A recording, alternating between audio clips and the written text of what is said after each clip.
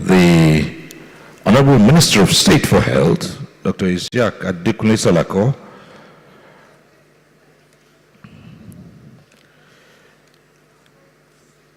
let me at this point acknowledge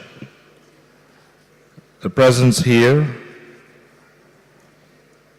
of the DG Budget Office of the Federation, Tanimu Yakubu Kurfi. Again, the SA Power and Chairman Presidential Task Force, Larry Babalola.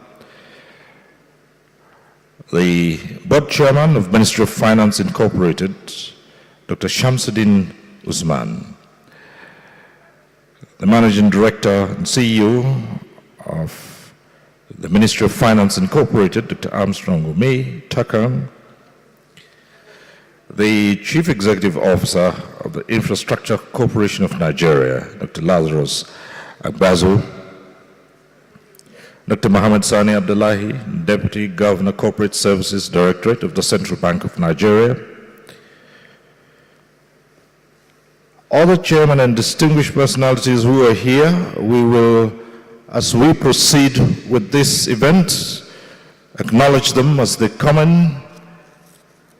Of course, the Managing Director and CEO of the REA, alongside his management team. Very distinguished ladies and gentlemen. This is the RAMCO Stakeholders Lunch and Media Engagement Session. And if you look in your programs, the objectives are clearly outlined. It's to formally introduce RAMCO to the public and key federal government stakeholders as the institutional platform for managing Nigeria's renewable energy infrastructure assets. I did say at the start that this is a unique occasion. It's one event that has put to lie the usual thinking that events in Nigeria do not get to start in time. It's a new dawn, and as Nigeria moves towards clean power and boosting its energy grid, may I at this point invite, for the purpose of formally welcoming you to this event, the Managing Director CEO of InfraCorp, Dr. Lazarus Agbazo, to come up here and formally welcome you. Let's appreciate him as he comes to the microphone. Thank you very much.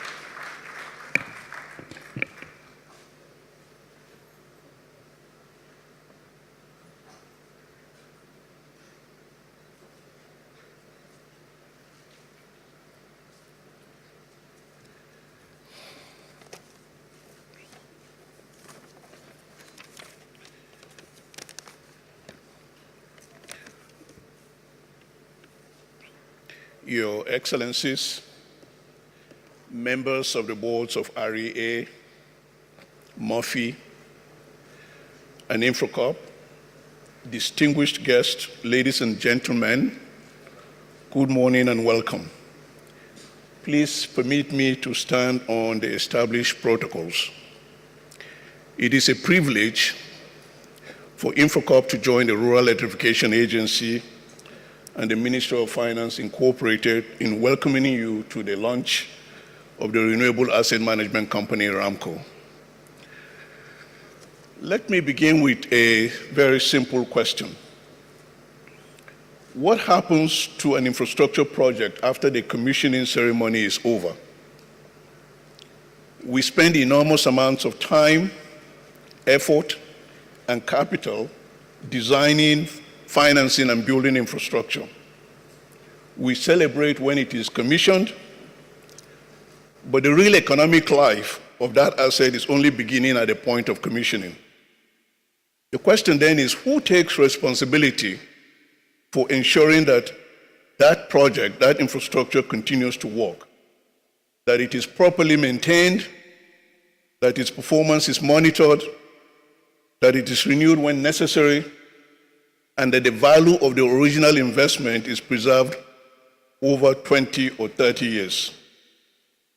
Ladies and gentlemen, that in a nutshell is the problem RAMCO has been created to address.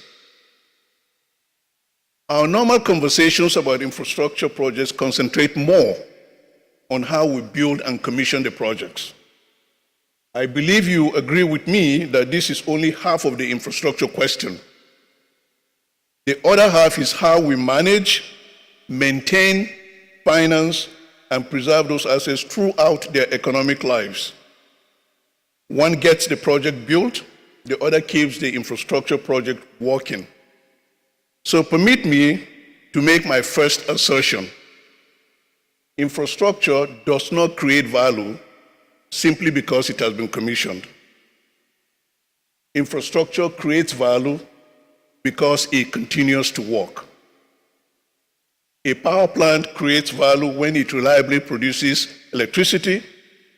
A solar installation creates value when the panels and batteries and inverters and distribution systems continue performing years after infrastructure have we built. To asking a new set of questions.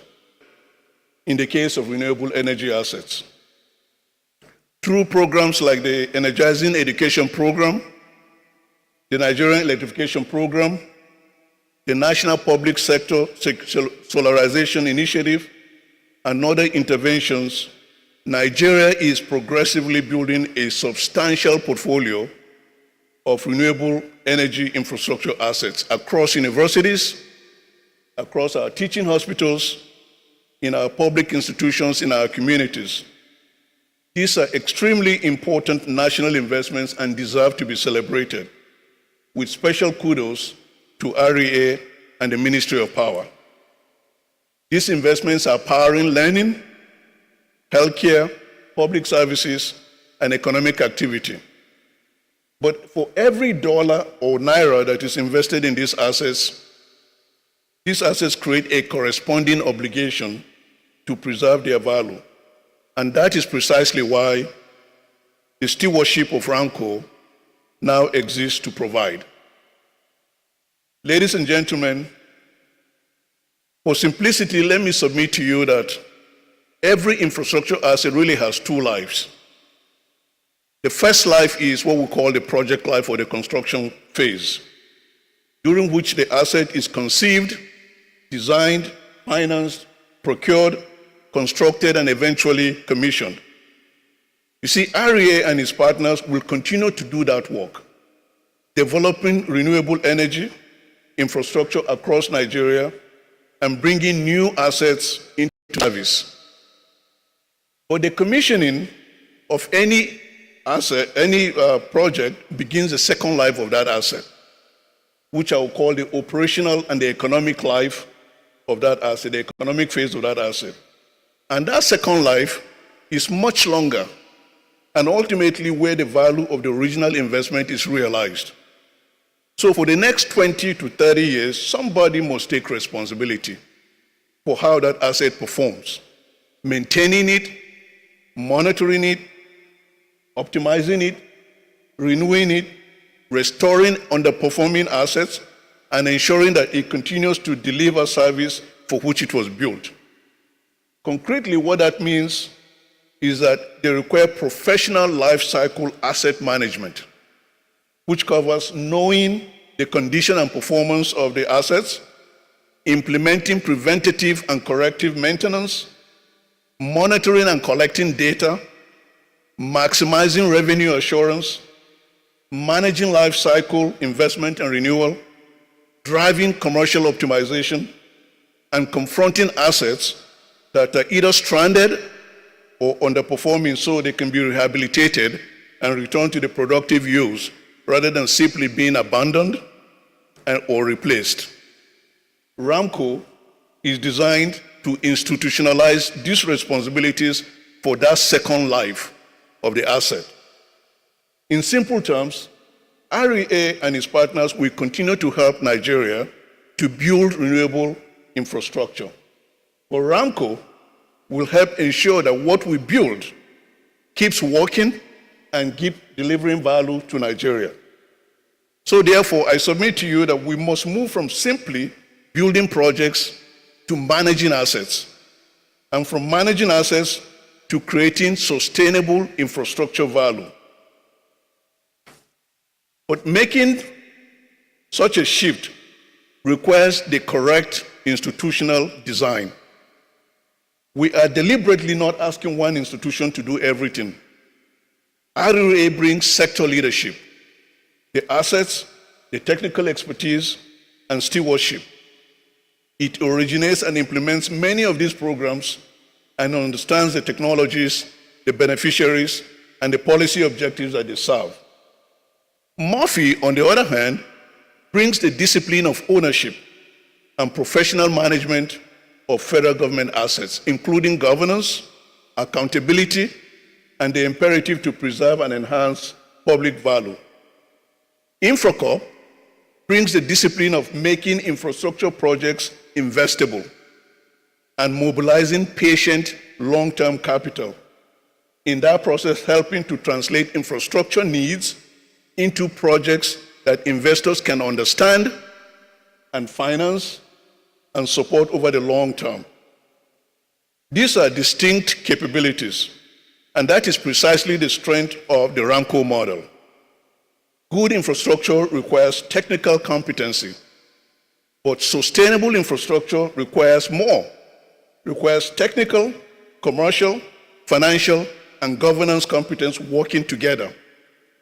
RAMCO is therefore intended to become a professionally governed asset management platform for the nation, not merely another government agency, and certainly not an organization that must perform all of these activities by itself alone. This distinction is important because it leads directly to the role of the private sector. And I am pleased to see many in the room. To our private sector partners that are here today, I would like to emphasize one point. RAMCO represents an opportunity. In fact, I will call it a tremendous opportunity for the private sector. You see, Nigeria's renewable energy economy will require more than solar panels. It will require renewable energy services companies, also called RESCOs. It will require operations and maintenance providers. It will require battery and storage specialists. It will require metering and digital monitoring companies. It will require engineering firms, equipment manufacturers, technology companies, insurers, financial institutions, investors, and entrepreneurs that are developing productive use of reliable electricity. Ladies and gentlemen, what I've just described is the massive local supply chain ecosystem that is needed to support the renewable energy economy that we are creating with RAMCO as the leading edge catalyst for. And of course, government cannot and should not do all of that. RAMCO will help create an organized national platform with a scale and credibility through which this ecosystem can grow and support a globally competitive renewable energy economy right here in Nigeria. It should help establish performance standards, aggregate offtake commitments, improve transparency, create commercially viable pathways through which capable private operators and investors can participate, including opportunities for developers to recover and reinvest their capital into new projects. So RAMCO will not only preserve existing renewable assets, it will help capital to circulate through the renewable energy economy such that today's investments can help finance tomorrow's projects.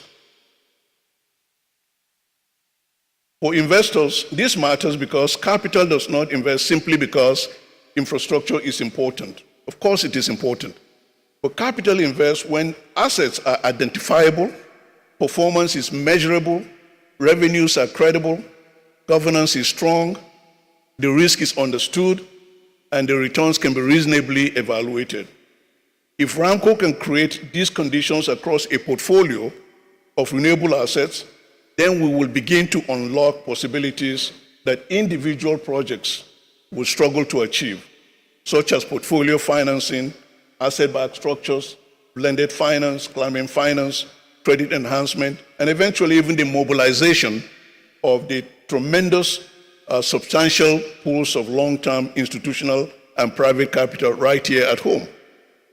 So the objective for Nigeria, all of us, must increasingly be to create bankable infrastructure structures rather than assuming that every private investment ultimately requires some sort of government support.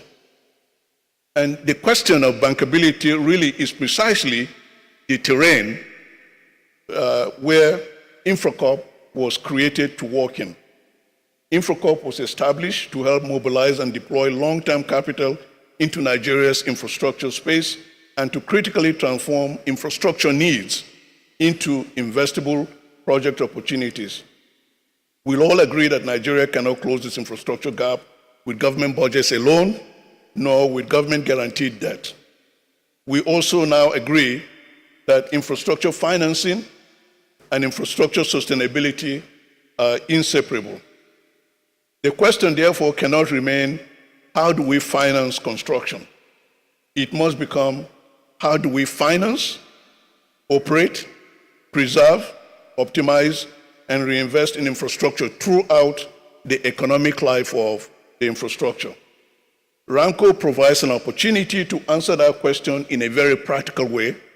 And although we begin today with renewable energy, everything I've said, the principles of it are relevant far beyond this sector. Finally, ladies and gentlemen, Your Excellencies, please permit me to recognize something that is subtle but very important that has brought us here today. You see, institutional interagency collaboration is easy to advocate, but much harder to execute.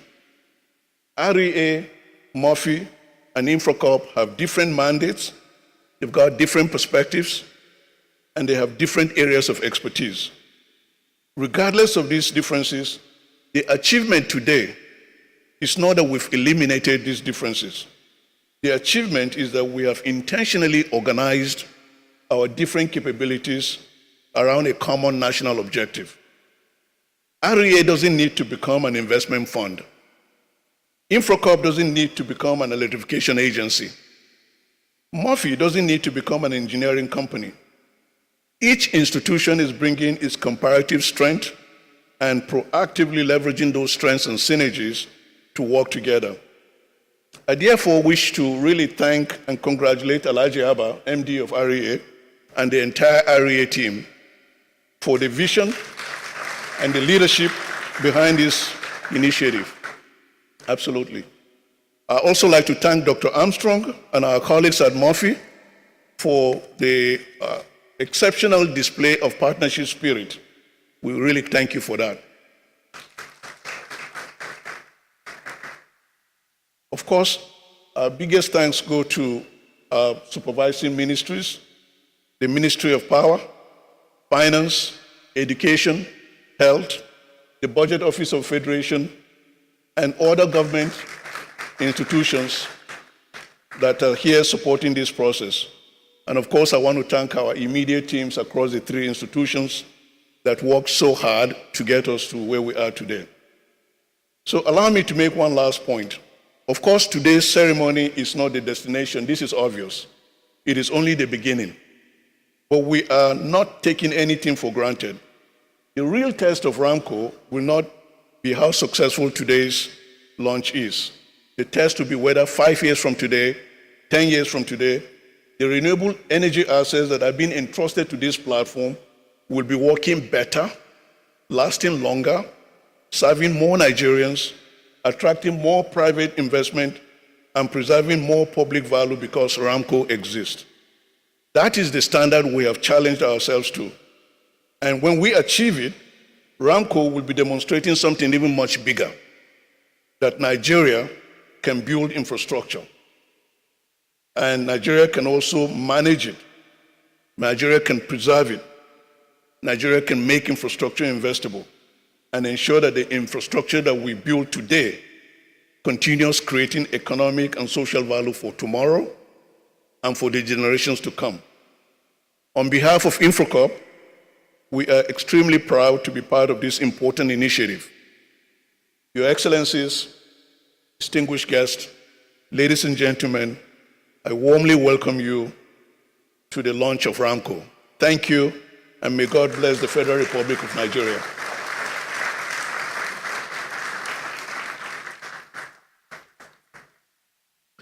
Thank you so very much. Dr. Lazarus Agbazo, MDCU, InfraCorp. May I quickly acknowledge the presence of the Honorable Minister of Education, Dr. Maruf Tunji Alausa.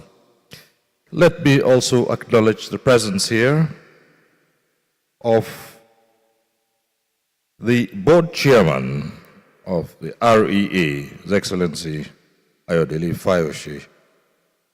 Acknowledge your presence here. Thank you very much.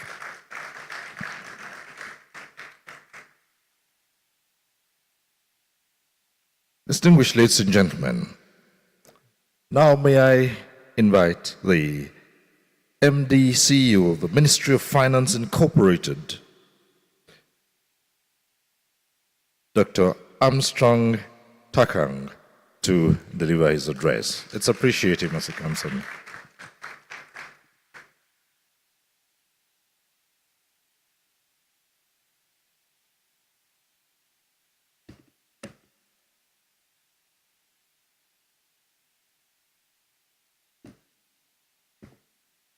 Honorable Ministers, the chairs of the respective boards of our partner agencies, my colleagues at REA, InfraCorp, heads of agencies, my colleagues at MOFI, members of the private sector, I welcome you all today for what we consider to be a very symbolic and a very significant event in the annals of our nation as far as public assets management is concerned. I'm sure many of you know of stories of assets that federal government spends billions of dollars, and we focus more on mobilizing this capital, deploying it in completing the projects. And once those projects have been commissioned and everybody goes home, the story ends there. We have a plethora of those assets that are lying around across the country. Many government programs, large infrastructure assets have been deployed. But the question is, have those assets, or are those assets delivering the value for which they were established? Can we truly say that the investments that were made in putting up those assets were worth it? We know of stories such as Ajakuta Steel, Delta Steel, let alone many others who are pretty much in the annals and the history of our country. In terms of the fact that we spent billions of dollars on those assets, they really never went anywhere. And so for us, this event today marks a major turning point in how we manage public assets. I recall sometimes last year, the Honorable Minister of Education reached out and expressed a major concern. And what is that concern? It is the fact that government is spending a huge amount of money in deploying some of these renewable assets across educational institutions, teaching hospitals. But in most cases, after they have been deployed, something as simple as a panel not working or a battery being faulty can mean a whole 10 megawatts worth tens of millions of dollars being abandoned. This is not anything that is being made up. It's a reality. We have scenarios. I do recall the DG budget raised an alarm on this issue. Because constantly, after all the resources have been deployed in these resources, in these assets, the agencies come back to the budget office and they ask for budget allocation to maintain the same assets that have been there, or to even build them from scratch. And the DG, at that point, I recall, called a meeting with REA to say that this issue must be fixed. I also recall, Honorable Minister of Power, one of the things that you had said to us when you came in was the fact that it is not about making announcements about how much power we're going to generate. It is the fact that when we look at that whole ecosystem, a lot of resources have been deployed, whether it is in terms of the transmission network, how much money we've deployed in the transmission network, in the DISCOs, in the GENCOs.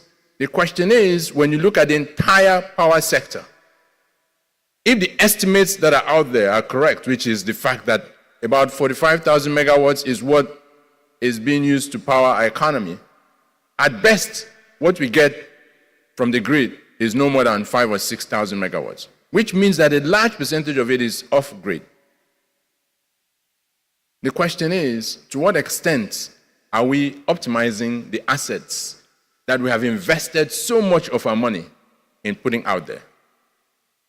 Us at MOFI, this was one of the major reasons why MOFI was restructured and repositioned to what it is today. We're asked to address three key questions. The first one is, what do we own? Because in a lot of public discussions, there is a lot of discussions around how much we owe as a nation. We can almost tell you to the last kobo how much we owe, both domestic as well as foreign debts. The question is, what do we own? That is a question that has remained unanswered for a very long time. Until we are able to establish what we own, we would not be in a position to optimize and make the best use of what we own. When we started this assignment, the first exercise, when we wanted to establish what we own, what we could actually authenticate and verify was that it was 1.25 trillion naira for all our assets. Yet, our debts were running into tens of trillions of naira. The question is, where are the assets that we spent all this money on? And what are those assets doing in terms of delivering on the impact for which we invested in them for? What are the cash flows that are coming from those assets to ensure that at the very minimum they can contribute to the debt servicing obligations? Those questions remain unanswered for a while. And so one of the key things that we set out to do was to establish what is it that we own, how much they are worth, so we begin the journey of optimizing those assets, ensuring that they deliver on the impact for which they were established, to ensure that the revenues that should accrue from there should come and begin to contribute towards our debt servicing obligations, and also extra revenues to maintain those assets in a way that makes them sustainable. The second main mandate for us was to professionalize the management of our corporate assets. In other words, government-owned entities or government-linked enterprises need to be professionalized in terms of how we manage them. We have to have the right governance. We have to have the right performance metrics in place. We have to have the right board. We have the right management in place, as well as the capabilities and the resources that are needed to ensure that these companies are delivering on the mandate for which they were established and also contribute towards the revenues of the country. And that is the reason why we created a platform that allows us to enumerate those entities and work with the boards and the management of those entities to ensure that there is clarity of purpose and the direction of travel is also very clear. And the third part of it is mobilizing capital at scale so we can invest that capital to different sectors of the economy. Now, when you look at those three mandates, one, establishing what we own so we can better manage them. Secondly, professionalizing how those corporate entities are run, managed, and governed. And thirdly, mobilizing capital. RAMCO falls across those three areas. I expected a better recognition of that. And that is why I'm very delighted that we have partners, especially the ministers. Minister of Education, thank you very much, sir, for being on the heels of this and putting pressure on all of us to deliver on this. Minister of Power, thank you for your leadership. I know this is one of the first things that you started and ensure that this must take off. We thank you that you've made this a reality.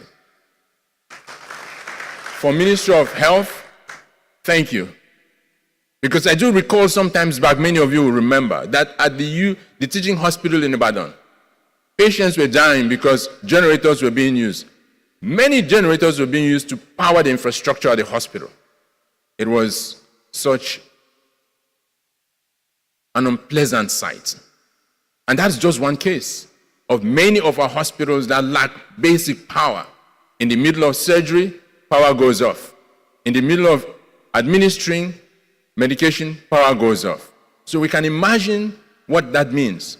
So we're glad that the Ministry of Health is here as partners in this journey. I also want to thank the chairs of both MOFI, as well as the boards of REA and the chairman, the boards of InfraCorp for coming together. Because we know clearly that without this, it will not happen. DigiBudget, thank you. Because I know this is something that has bothered you for a long time. And in fact, you try to expand the scope of this work to include other renewable programs and also ensure that our fiscal space recognizes that these assets exist. And we must ensure that before we go back to government to ask for money to expand them or to run them, we must make the most use of what we already have. So I want to thank you. And our mandate at MOFI can never be delivered without partnership. And that is why we're excited that we're able to come together as a team, as ministries, to make this happen. And we look forward to delivering on the mandate for RAMCO. We're excited. It is doable. Nobody will say that this is not doable. We have tried it. We have an asset in Kano that a renewable asset as well. I hate to say this, but I'll say it anyway, because we need to begin to be truthful to ourselves. We took a small renewable asset in Kano and tried a different model of ownership and management and separated the ownership under MOFI and the management worked with Kano Disco. To date, the amount of revenues we have generated in 1 year from a small asset is more than the dividends we have collected in 13 years of our shareholdings in the discos. That for us pointed to something. It is the fact that our ability to have a framework for managing our assets is fundamental in better managing public assets and public resources. And so we're excited about the launch of RAMCO. We believe that with the right governance structure, the right management, and the focus on delivering on the value for which it was established, the impact, and also ensuring that we're holding both the board and the management to account to deliver on those things, will make the most use of public investments in this space. The other thing I will say to you is this. The discos have to wake up. Because if you think about the fact that they only get out of 6,000 of the total 45,000 megawatts that is powering the economy, it tells you that we need to begin to change our model for that. Because most people use power that is off-grid. And the future energy companies, especially as power is concerned, are the likes of RAMCO. That is the fact. And so for us, it is not just about launching this entity today. It is about understanding that we're evolving a new model for delivering power to our communities.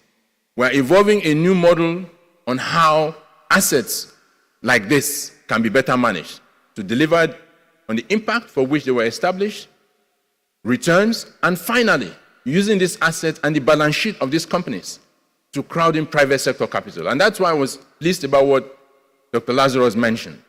Because our view is that once we've corporatized RAMCO and we have a strong balance sheet, there's really no reason why we cannot leverage on that balance sheet to raise additional capital to expand on this infrastructure and begin to create a platform that other investors can invest in. Once more, thank you very much, and we look forward to this journey with you. Thank you.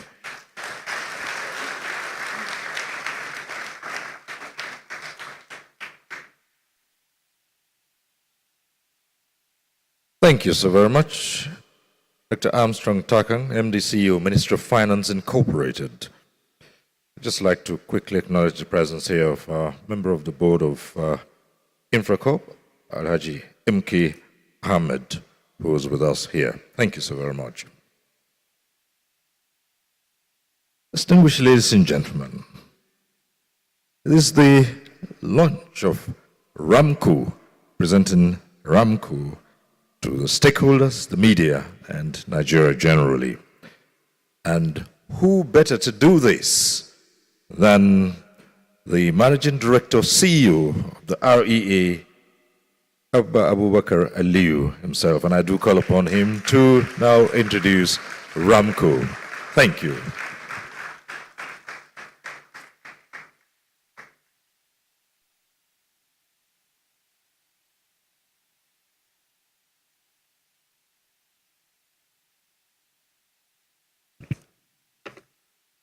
My boss, the Honorable Minister of Power, my big brother, the Honorable Minister of Education, Honorable Minister of State Health, my another boss, the Chairman of the Board of Rural Electrification Agency, my brothers, the Chairman of MOFI.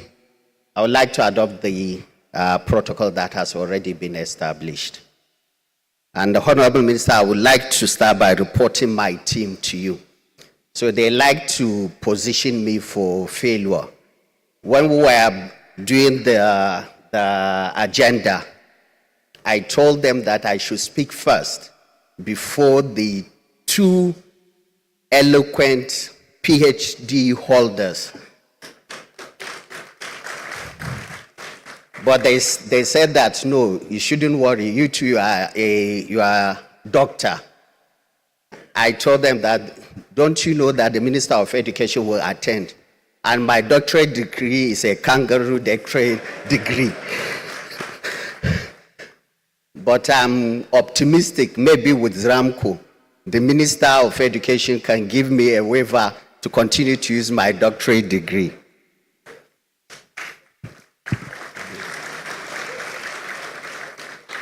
I would like to start by thanking the President, President Bola Ahmed Tinubu, for the kind of commitment and funding he provided to Rural Electrification Agency.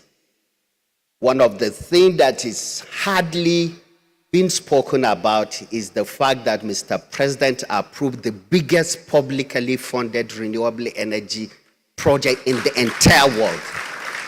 A $750 million project that would provide electricity to 17.5 million Nigerians by deploying 1,350 mini grids, of which 250 of them are going to be interconnected mini grids.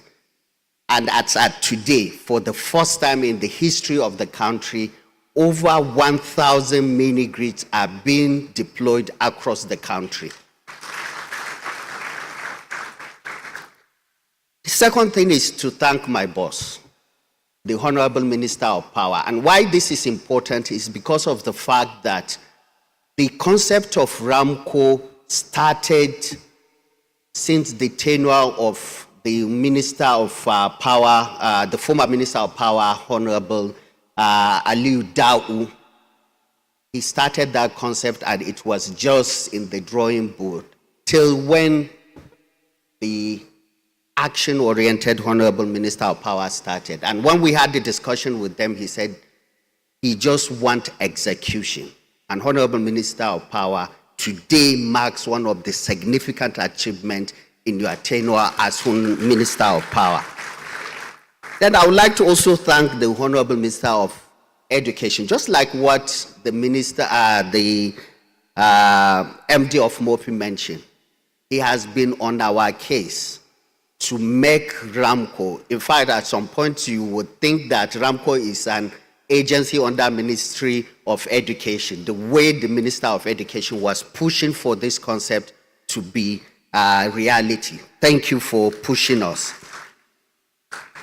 Now to my main speech. You have heard this morning about sustainability, governance, and partnership. And I want to speak about something different, much narrower and more concrete. And this is what we have already built, what we discovered, and what we found out when we went back to check on those assets that we have built. Since 2017, through the Energizing Education Program, the Rural Electrification Agency has deployed 82 megawatts of solar hybrid generation across 22 federal universities and 3 teaching hospitals. These are not projections. These are actual projects delivered and completed.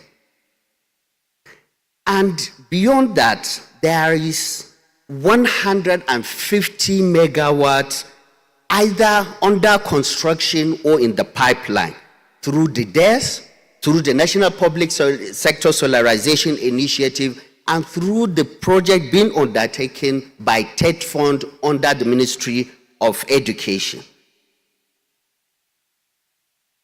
But the 82 projects that we delivered and completed, when we went back to access the 7 of them under the first phase of the project that we deployed, of the 7, only 3 were in good or usable condition. At one institution, the required special purpose vehicle had been established, but no single revenue is collected from the sale of the electrons being generated by that infrastructure.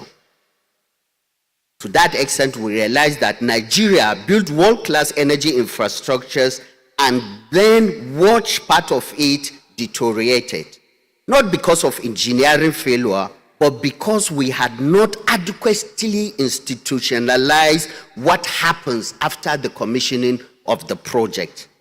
There was no sustainable maintenance regime, no dependable revenue mechanism, and critically, no institution whose primary responsibility was to preserve those assets throughout their economic lives. We could have chosen to not to convey or state this outcome of what we have found out, but would have chosen differently. And that is what mitigated the need for us to establish RAMCO. RAMCO is our institutional answer to that problem. Importantly, it also represents continuity. My predecessor, former Managing Director of Rural Electrification Agency, whom I must acknowledge here, Ahmed Salijijo Ahmed, started that conversation, identified this challenge, and developed a sustainability framework and secured the support of the Federal Ministry of Power for an asset management vehicle. We have taken that idea forward and we are giving it the governance, partnership, and capital structure required to succeed. I say this deliberately because one reason public institutions struggle with sustainability is that we do not always finish what others started. REA has chosen a different pathway.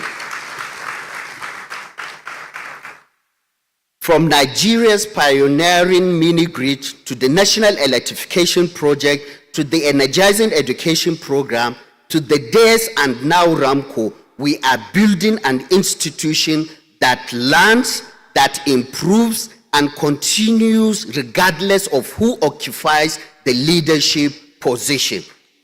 RAMCO's mandate is straightforward: manage publicly financed renewable energy assets professionally, contract competent operation, meter, bill and collect, maintain sustainability, of all this equipment. If a battery or inverter requires replacement in year 8, we should not return to Ministry of Finance. We should be able to have an economic value to replace that battery or inverter. The money should already be there, and the planning has to start today. RAMCO is not designed to extract profit from public institutions. Where government has fully funded the capital asset, that capital is already sunk. The tariff, therefore, should reflect what's required to operate, maintain, renew the system over its economic life. And RAMCO is certainly not another request for treasury funding. Its purpose is precisely the opposite: to move the long-term sustainability burden away from repeated public appropriation and onto commercially sustainable platform capable over time of attracting private capital. This brings me to perhaps the most important compact underlying RAMCO. I address this particularly to our vice chancellors, medical directors, and the institution supervising this asset that we deploy. Government has funded this asset, REA has built them, beneficiary institution must contribute to sustaining them by paying for the electricity they consume.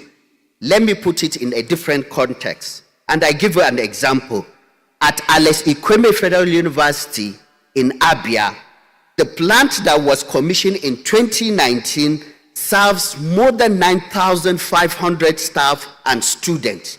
In the first 5 years of that plant, it generates approximately 1.8 billion in combined savings from avoided diesel purchase and electricity bills, while avoiding approximately 2.367 tons of carbon emission. Just imagine 1.8 billion saving in one institution in 1 year. So as a sustainability tariff, it's not simply a new exposure or burden on the universities. It is just a simple redirection of the part of what that institution would otherwise spend on expensive diesel or paying for electricity. Reliable electricity, just as the Minister of Power mentioned, is not free. The question is whether we pay repeatedly for diesel and failed infrastructure, or we pay a predictable tariff that keeps a cleaner, more reliable system operating for 20 years. That is the RAMCO Compact. But RAMCO's significance goes beyond keeping the solar plants working. Under our old model, public capital travels in one direction. Government appropriates, government builds, the asset deteriorated, and government appropriates again. $1 trillion economy cannot be built on infrastructure that must repeatedly be built and rebuilt again. Every naira spent replacing an asset that we have already built is a naira unavailable to electrify another university, hospital, community, or productive enterprise. RAMCO must break that cycle. As its portfolio grows, professionally managed assets with predictable revenue can be aggregated, financed, and eventually leveraged to attract private capital. That creates a virtuous cycle that can stimulate us towards achieving the $1 trillion economy. Build, operate, preserve, generate revenue, reinvest, build again, and there is the second opportunity of localization of the equipment that we use in building and building again. Under the Nigeria First policy, public investment should help to create Nigerian industry. REA has concluded joint development agreement in partnership with MOFI and Infraco, with 7 Nigerian manufacturers covering solar manufacturers that will manufacture solar modules, batteries, inverters, street lighting, and solar asset recycling. As at last year, we recorded an investment of $425 million of investment in that manufacturing cycle. A professionally managed renewable energy portfolio approaching 200 megawatts begins to create that demand, supporting Nigerian manufacturing, retaining foreign exchange, and creating skilled jobs. RAMCO will not operate every plant itself. It will create an ecosystem of ESCOs, energy service company, which is another dimension of demystifying our economy and creating ecosystem that will add value to the Nigerian economy. So after today, what we are going to continue to do is a number of things. First, we will conclude the valuation and technical assessment of the asset that we already deployed in all the universities. Secondly, we will work with the Infraco and Ministry of Finance and MOFI to work with the Ministry of Power to complete the process of transferring this asset from REA's books to the RAMCO's balance sheet. Third, we will complete the onboarding the long-term operation and maintenance partners for energizing education program phase 2 and 3 that we completed, which the Honorable Minister is about to start commissioning. 4, we will engage each beneficiary institution along the National Universities Commission, Ministry of Education and Health, as well as Budget Office to establish a workable tariff and payment arrangement, and we will report our progress publicly. If we have delivered, Nigerians will know. If we have fallen short, they will know that too. The same honesty with which we went back to examine the initial assets that we deployed, it will be the same parameter that we will use in managing RAMCO. Ladies and gentlemen, Nigeria knows how to build. REA's record is evidence that our country can conceive ambitious infrastructure and deliver it. The harder question has always been whether we can preserve what we built. RAMCO is REA's answer to that question. It represents a simple but profound change in thinking. A public project should not end with its commissioning. It is real life begin on that day.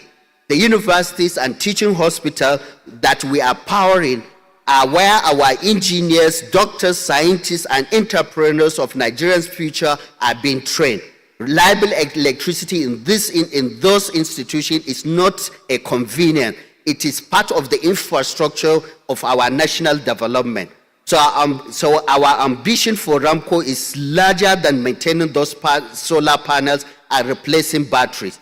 It is to demonstrate that Nigeria can build public infrastructure that endures, pays for its own sustainability, support domestic industry, attract private capital, and continues creating value long after the commissioning ceremony is over. This is the template we intend to build, and in the tradition of this agency and of proving that difficult things can be done, we intend to prove that Nigeria can not only build well, Nigeria can preserve what it builds.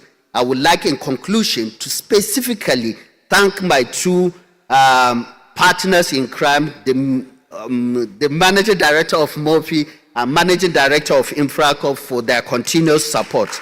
And I must also congratulate my minister for recording this achievement.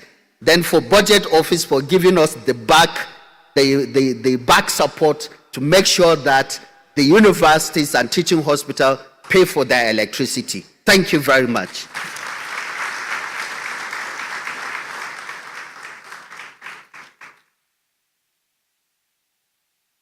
Thank you so much, MD REA. May I request we give him another round of applause? Thank you so very much.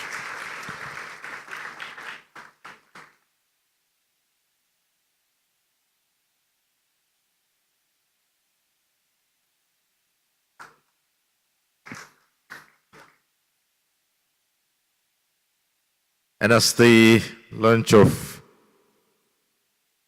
RAMCO continues, it is now my pleasure to call on the Chairman of the Board of MOFI, the Ministry of Finance Incorporated, Dr. Shamsuddin Usman, to address the gathering. Thank you.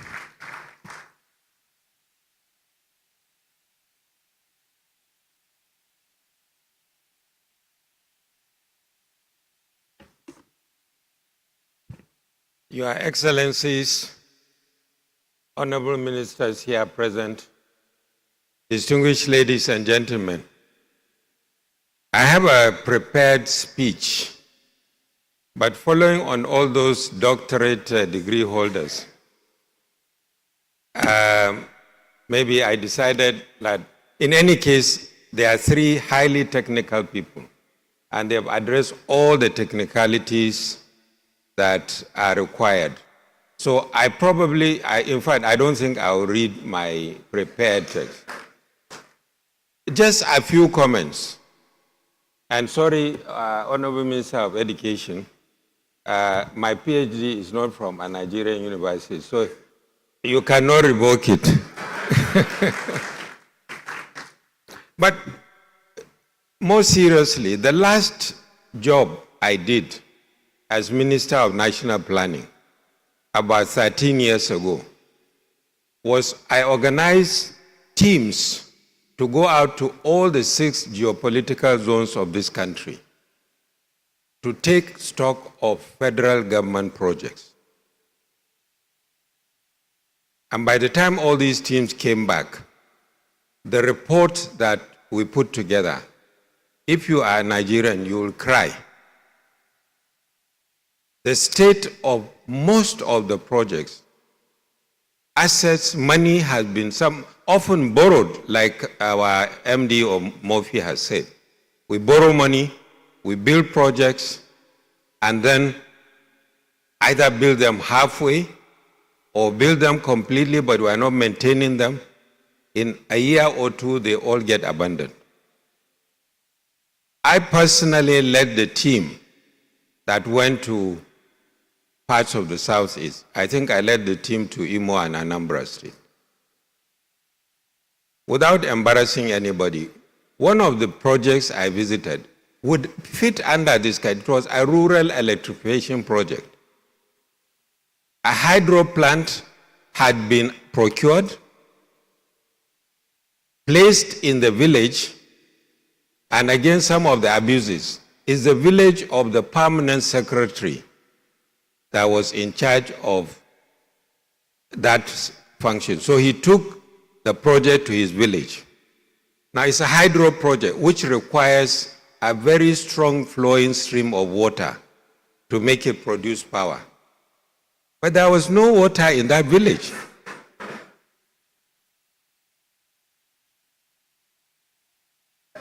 So when I asked, okay, the plant is there sitting brand new. And in fact, I think commissioning exercise had been done to deceive the villagers. Where is the river that will power? They said, there is a river 3 kilometers away. So he was waiting to put money in the budget to dig an artificial river from the next village to his own village in order to power that plant. Now, my suspicion is that plant is probably still sitting there doing nothing. And that's what we found. Many of these rural electrification projects, including, with all apology to our members of the National Assembly, if any are here, including many of these rural electrification projects. So just there, they have been commissioned, but they were not functioning. So I'm happy that the DG budget is here, and I'm happy that the MD of REA has said there should be continuity in government. If you ask for that report, I'm sure it's there, sitting somewhere in the ministry. It will give you a good indication of the starting point. The reason I'm also here personally, honestly, is given that experience, I am very, very happy to be part of this whole initiative, which is really to energize these assets. And in any case, that, as the MD of Murphy has explained, that's our core function. We've been doing a lot of work in this area, and this one is just an example. There are several other federal government assets. I think he did not mention to you that we have already developed a national assets register of all federal government projects that we have been able to check and verify and evaluate. And this is on our website. So anybody that is interested, and we will continue to actually do more and improve. And then these kinds of steps of saying, okay, now that we know which assets, and this is a continuing work, because there are still some assets that are sitting there that we have not yet seen, that we have not yet discovered. Money has been spent, the assets have been bought and placed, but even the record keeping has been extremely poor. One of the recent successes we have is this is where working with existing ministers is very, very important. So the 3 ministers here that are giving us such cooperation, let me add my own personal appreciation for the support that you are giving us. I think we work with the Minister of Culture. Also, we've started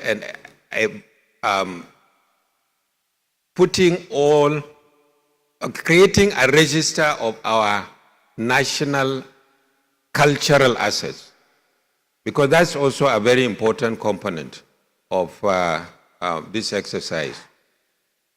I think the last thing I would say is this.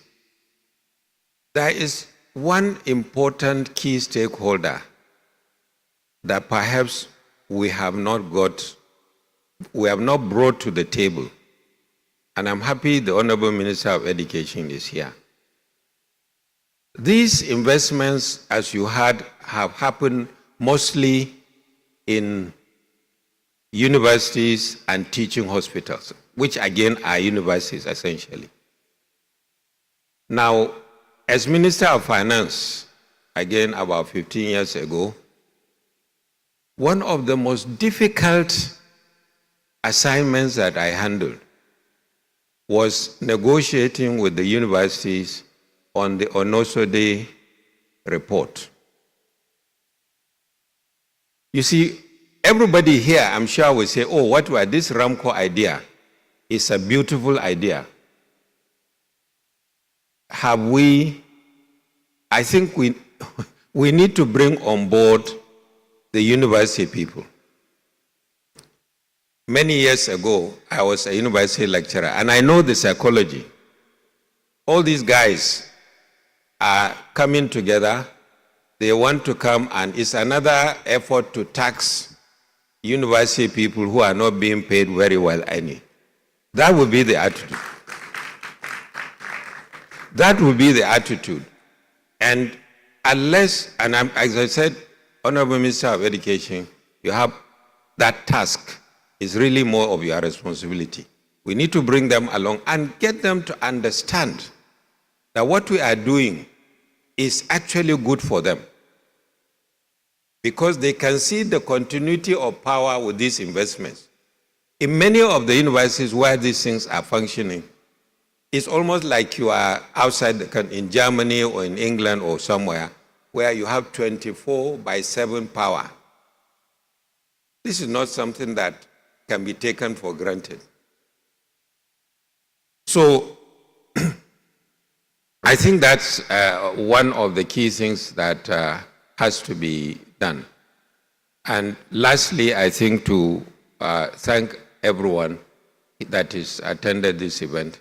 And I would certainly say on behalf of the board of Murphy, for us, this is a very important exercise, and we're looking forward to a lot more of these kinds of activities. Thank you very much.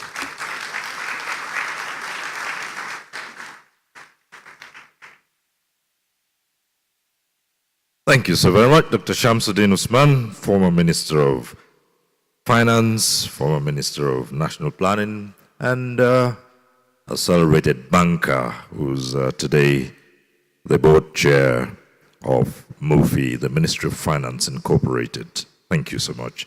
Let me acknowledge here that the Honorable Minister of Finance and Coordinating Minister of the Economy, Mr. Taiwo Oyedele, has been represented at this occasion by Dr. Greg Ezilu, is a Special Advisor on Fiscal Risk Management and Sustainability. We acknowledge your presence here.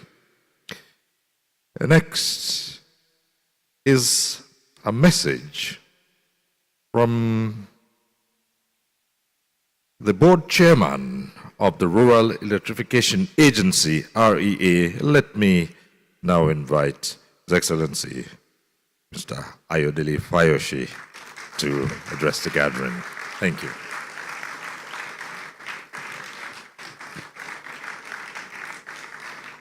I see the applause going on for the chairman. Thank you.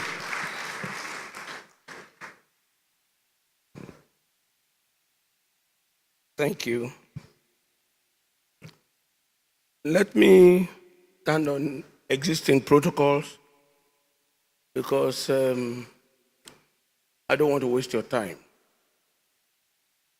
I want to appreciate everyone present for your contribution, whether as a stakeholder or as Nigerians, and also appreciate Mr. President for this environment.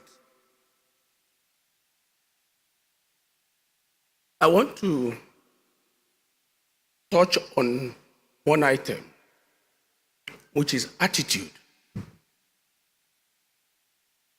All being said, if every Nigerian or an average Nigerian changes his attitude by 10%, the country gets better by 10%.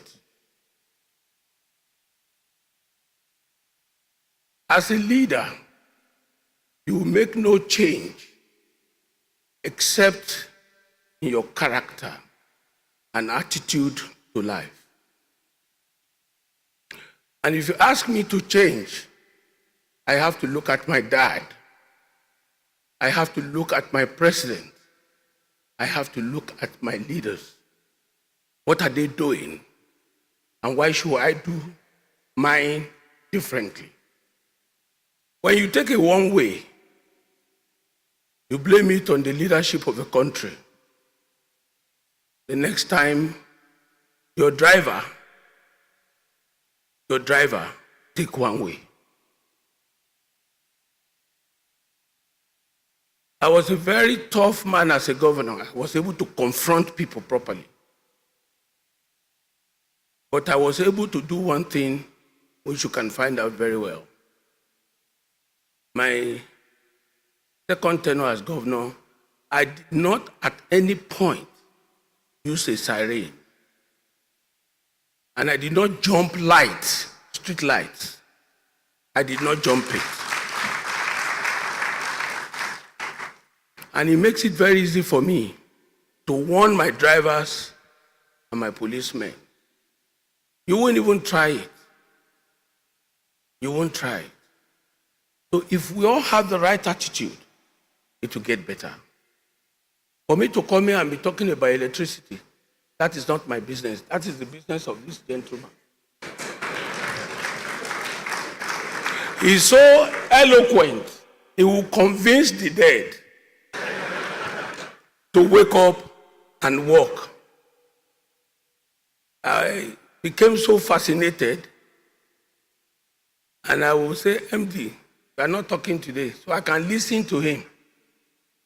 He will explain everything, you will understand it. I beg of us, Grammar won't change anything. A lot of us will give the same speech here today, the same speech. The first one, the second one, the third one, representing everything good. It's all been said, but the attitude must be right. Thank you. Let me say to you, I've never seen in the UK or America where things are being commissioned. We only see the road happen and we are driving on it. We only see houses and infrastructures, we are driving on them. Because of the attitude and commitment of a few who implemented and gave it a backing by doing the right thing. The crop of ministers here, by their ministries, I don't eulogize. Unfortunately, I don't. I'm courageous enough to tell you are not doing well. I will say it in the television. If I can't see you, I will mention your name and say you are not doing well. But the issue is here, there's this gentleman. A number of time, you can't be familiar with everybody. But what they are giving, what their commitment to make sure that what they met being left better than they met it. It's commendable.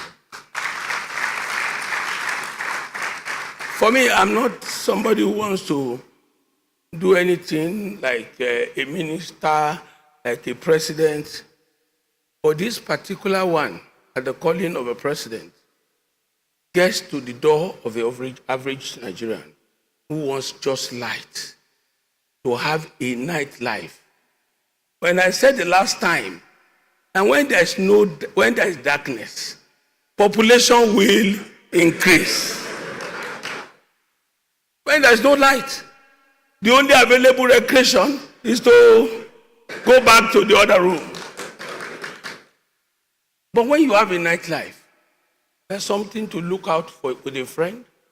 There's somewhere to be till about 10 o'clock. By 6:30 when they eat pounded yam, the next thing is another pounded yam. May God help us. Then you see the growing population.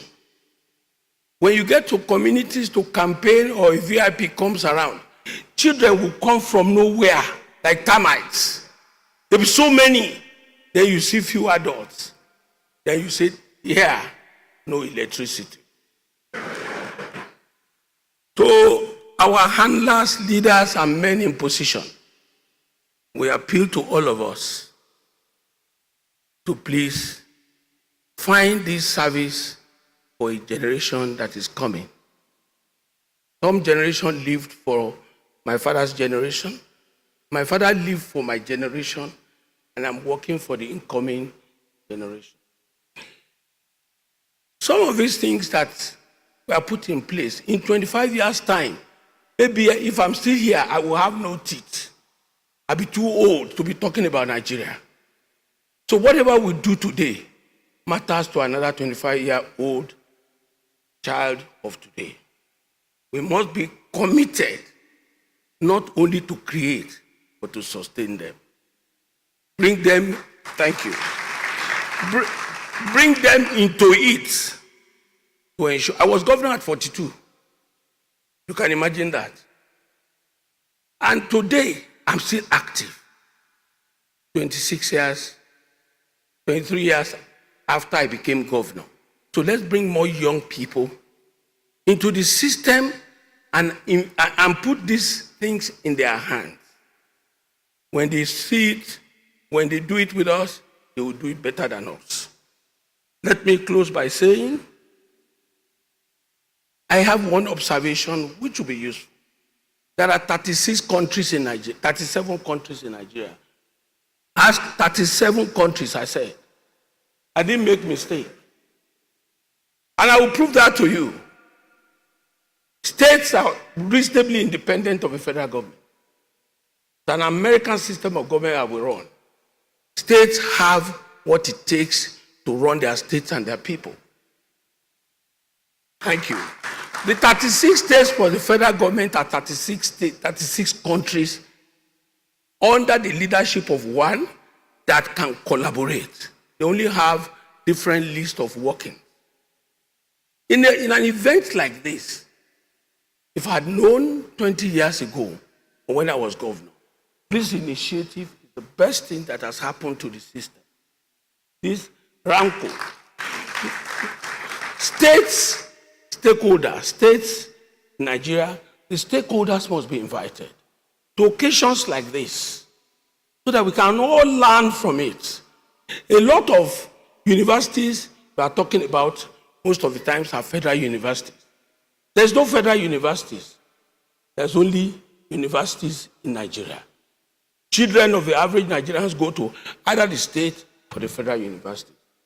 But when we bring the states here, they will go back to their states too and create a RAMCO, depending on their peculiarity. And there will be changes. Most governors, when you come, the next one after you will abandon what you have done. The next one will fight you. The next one will say, I'm not going to do what he's done or what he's been doing before I came. The issue is it's only one country, one Nigeria, one people, benefits to the ordinary man in our society. So let's invite them over, speak to the governors at their forums, and let them know that we can learn beyond being the state and the federal government. Let me thank you all for this opportunity, and God bless you. Thank you.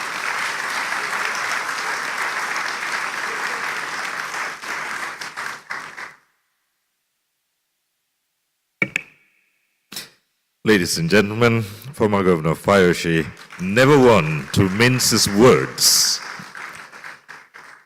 The chairman of the board of REA. The Director General of the Budget Office of the Federation is Mr. Tanimu Yakubu. We've listed him today to deliver a goodwill message. Join me as I invite him to the podium. Let us keep those applause going. Thank you so very much.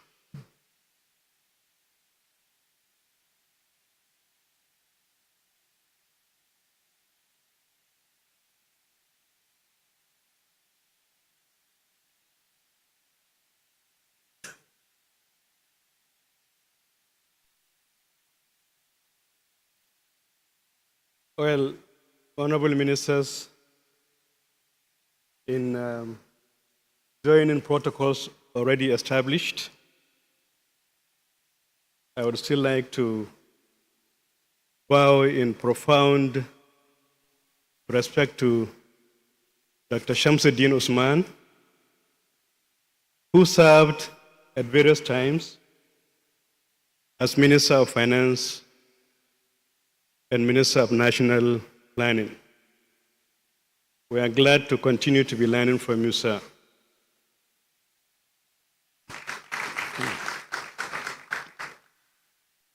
I am delighted to join all of us at the launch of the Renewable Asset Management Company, RAMCO, and to share in the optimism surrounding this new institution.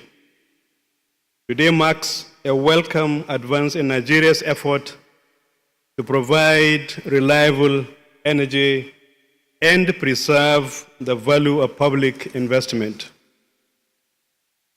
On behalf of the Budget Office of the Federation, I warmly congratulate the Federal Ministry of Power, the Rural Electrification Agency, the Ministry of Finance Incorporated, and other development partners, and indeed every institution whose work has brought RAMCO from concept to launch. This very occasion reflects years of practical experience and shared belief that renewable energy assets should continue serving the people and institutions for whom they were created. RAMCO is a timely expression of that belief. Nigeria has made substantial investment in renewable energy infrastructure, particularly through energizing education program. By giving sustained attention to the operation, maintenance, renewal, and productive use of these assets, RAMCO can extend their working lives and turn past investment into dependable service for many years. The fiscal promise is considerable.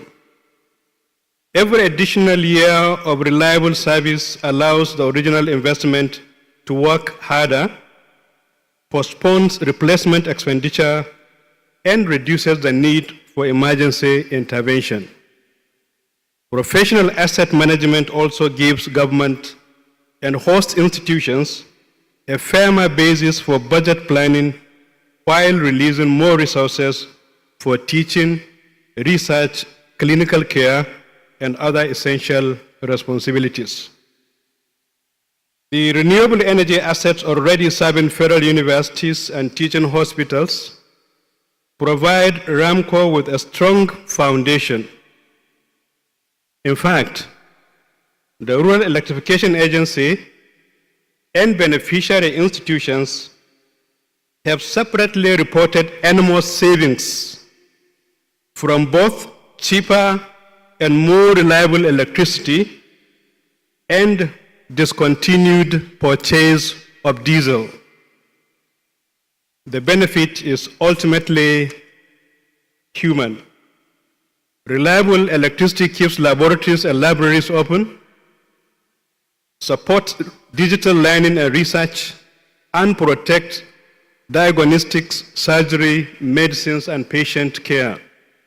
It also reduces dependence on diesel and gives public institutions greater stability in the planning and delivery of their services. The institutional partnership behind RAMCO is especially encouraging. The Rural Electrification Agency brings sector knowledge, an established asset portfolio, and operational experience. MOFI brings the government's ownership and public asset stewardship framework. INFRACO adds project development and infrastructure financing capability, while the Federal Ministry of Power provides policy leadership. This strength gives RAMCO a sound platform from which to grow. RAMCO's ambition to mobilize close to 1 trillion naira over time is bold and welcome. It opens a path for government equity, concessional funding, green finance, and patient private capital to work together. For the public finances, the opportunity is equally valuable. Scarce budgetary resources can be complemented by long-term capital. Maintenance and renewal can be planned beyond a single financial year, and the reach of public investment can be widened. RAMCO also offers investors and development partners a portfolio connected to clear public need and measurable service. Reliable assets, transparent governance, sound life cycle planning, and credible performance information will deepen confidence in that portfolio and help establish Nigeria as a very serious destination for renewable energy investment. The Budget Office of the Federation welcomes this direction and stands ready to support the fiscal and budgetary coordination required for RAMCO's progress. We look forward to working with the Federal Ministry of Power, the Rural Electrification Agency, MOFI, INFRACOP, and participating institutions so that public service commitment, medium-term financing, and budget planning reinforce one another as the portfolio expands. To the host institutions, investors, development partners, and communities taking part in this new framework, I offer my warm congratulations. Your ideas, confidence, and partnership will give practical meaning to RAMCO's mandate and help demonstrate what Nigeria can achieve when public assets are managed for endurance, service, and growth. To members of the press, thank you for bringing this initiative to public attention and helping Nigerians understand its promise. The story of RAMCO will be told through reliable power, assets kept productive, cost saved, and institutions enabled to serve their communities better. As RAMCO begins its journey, I wish its board, management, and staff wisdom, ingenuity, and enduring success. May the company become known for renewable assets that last, electricity that remains available, universities and hospitals that function better, and public investment whose benefits can be seen and felt long after this launch. Once again, I congratulate the Federal Ministry of Power, the Rural Electrification Agency, MOFI, InfraCorp, and all the partners gathered here today. The Budget Office of the Federation wishes RAMCO a productive and successful future. Thank you, and God bless the Federal Republic of Nigeria.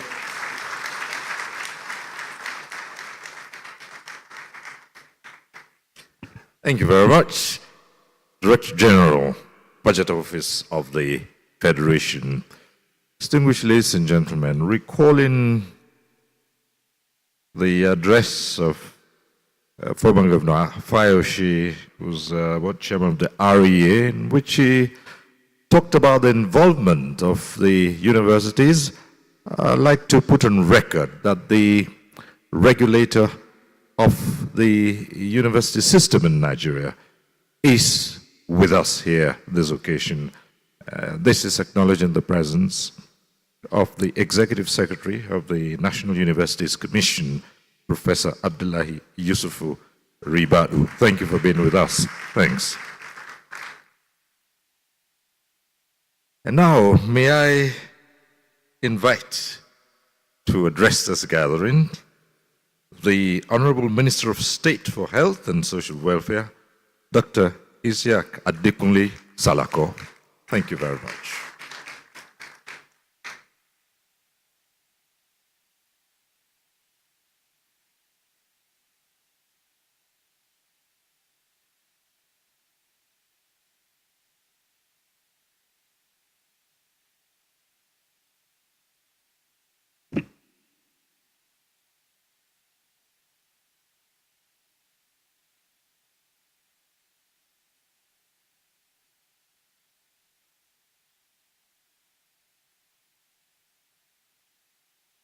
The Honorable Minister of Power, our very great ally in the health sector, Joseph Otegbe, my dear brother, Honorable Minister of Education, my predecessor in office, Dr. Tunji Alausa, the representative of the Minister of Finance and Coordinating Minister of the Economy, the SA to Mr. President on Power. Let me especially recognize our two leaders, the chairman of the board of MOFI, former minister, Dr. Shamsuddin Usman, and of course, the Oshokumode himself, who has given us a new family planning method, His Excellency Ayodele Fayoshe. Let me recognize my other colleagues, DG Budget, MD REA, MD MOFI, MD InfraCorp, top government officials, esteemed participants, gentlemen of the press, distinguished ladies and gentlemen. I am particularly delighted to be here because this conversation we are having today about sustainability of renewable energy infrastructure goes to the heart of an issue that I've consistently championed in the health sector. That reliable electricity for us in the health sector is not merely an infrastructural requirement. It is a major determinant of health outcomes. I therefore speak this afternoon, first as a physician, before speaking as a minister. In our hospitals, electricity is not merely an amenity. it is a clinical input. It is the cold chain that keeps patient vaccines potent. The concentrator that keeps a child breathing. The theater light above a woman in obstructed labor at 2 a.m. in the morning. The incubator on which a preterm infant depends. Therefore, when power fails in a health facility, what is lost is not comfort. It is critical time. It is quality of life, quality of service, and sometimes it is life. Before I proceed, let me first and foremost congratulate the MD of Rural Electrification Agency, Dr. Abba Abubakar Aliyu, the Managing Director of Murphy and InfraCorp, and members of the team that work to bring the Renewable Asset Company into existence.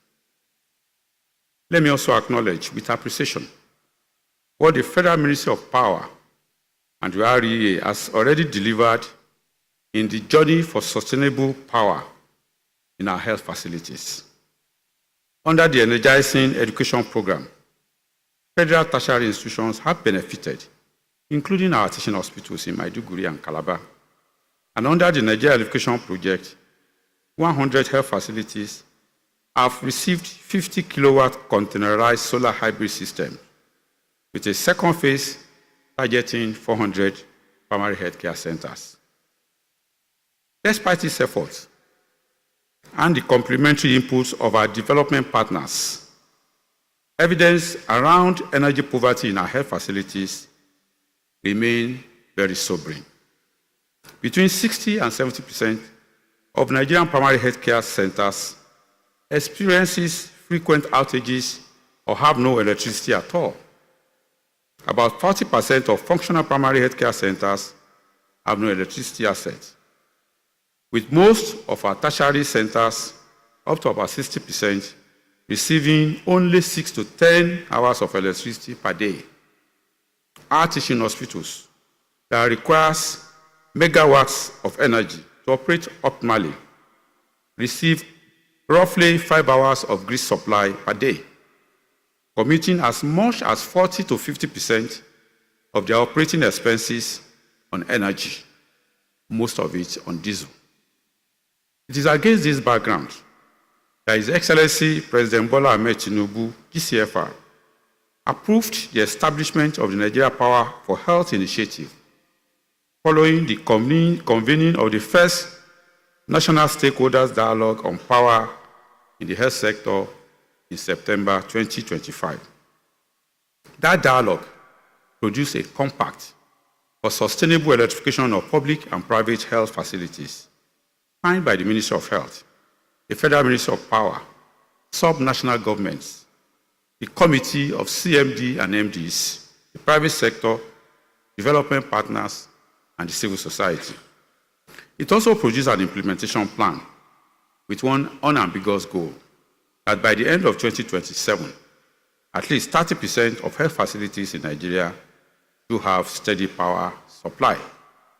And also, it produced a governance structure on which the Rural Electrification Agency, alongside other MDA, already sits.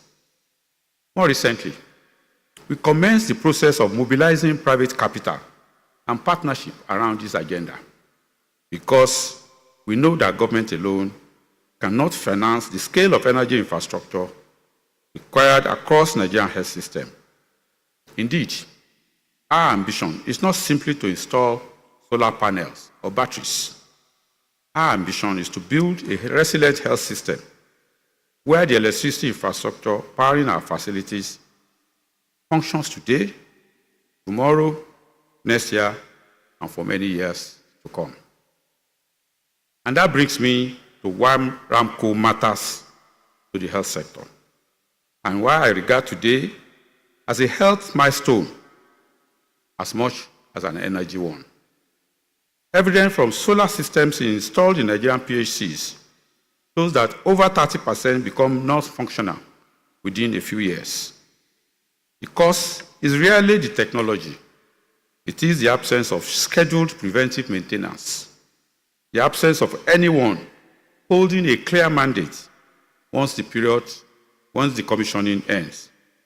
Our national dialogue named the problem precisely and foresaw the need for renewable energy asset management frameworks as part of the remedy. RAMCO is therefore not new to us. It is, in substance, what the health sector formerly asked for. RAMCO promise is that it converts an installation into a managed asset.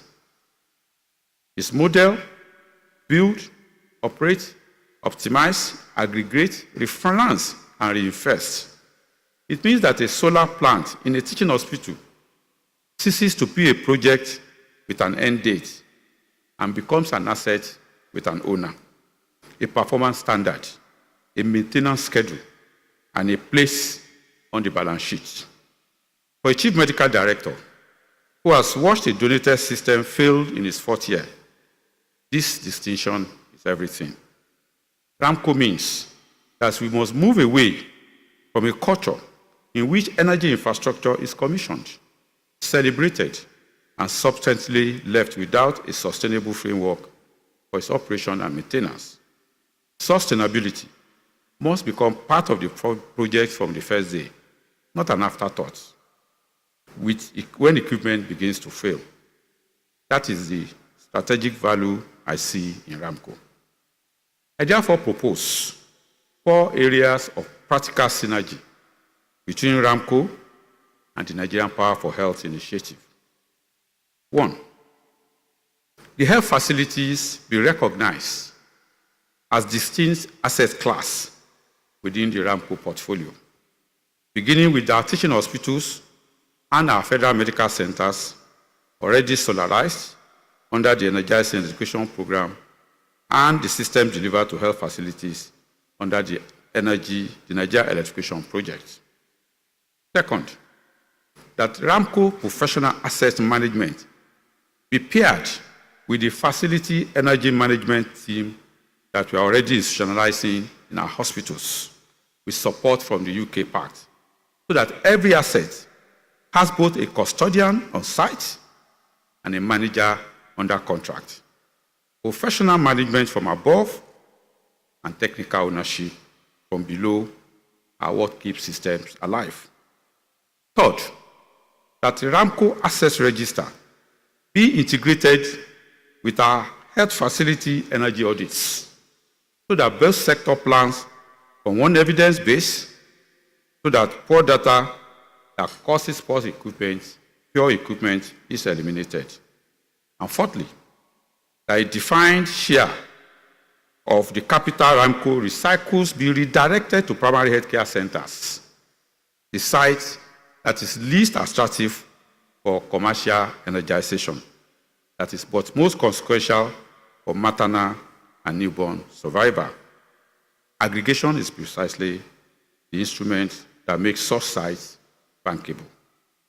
For our part, the Federal Ministry of Health and Social Welfare commits to offering RAMCO a seat within the Interagency Technical Committee of the Power for Health Initiative, to advancing electricity as a dedicated budget line across all tiers of care, to completing and updating facility energy audits, to enforcing certification and installation standards, including NEMSA certification, so that no asset is compromised at the point of entry, and to harmonize partners and private sector's efforts under government leadership so that we can stop duplicating and start scaling.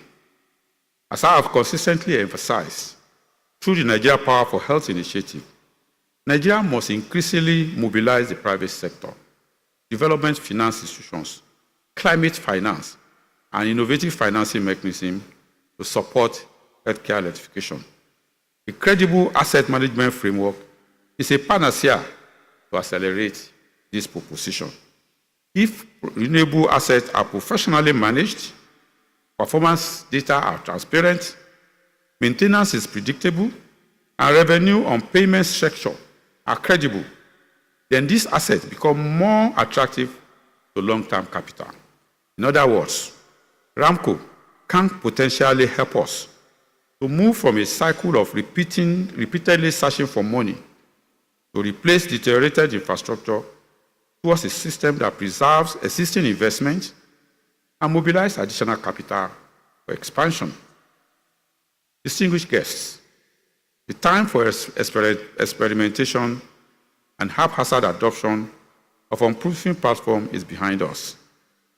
Our goal is fixed: steady power in at least a third of Nigeria health facilities by the end of 2027.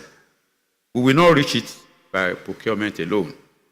We will reach it by building assets that last and by managing them as the national infrastructure that they are. Once again, I congratulate the RUA, Murphy, and InfraCorp on this bold and timely initiative. And I pledge the full partnership of the Federal Minister of Health and Social Welfare. May RAMCO keep the lights on where they matter most.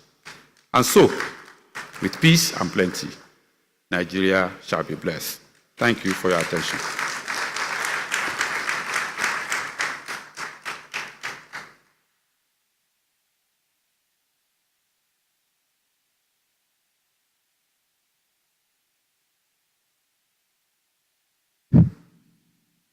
Honorable Minister of State for Health and Social Welfare, Dr. Adekunle Salako. Thank you once more. And as we move on with the launch of RAMCO,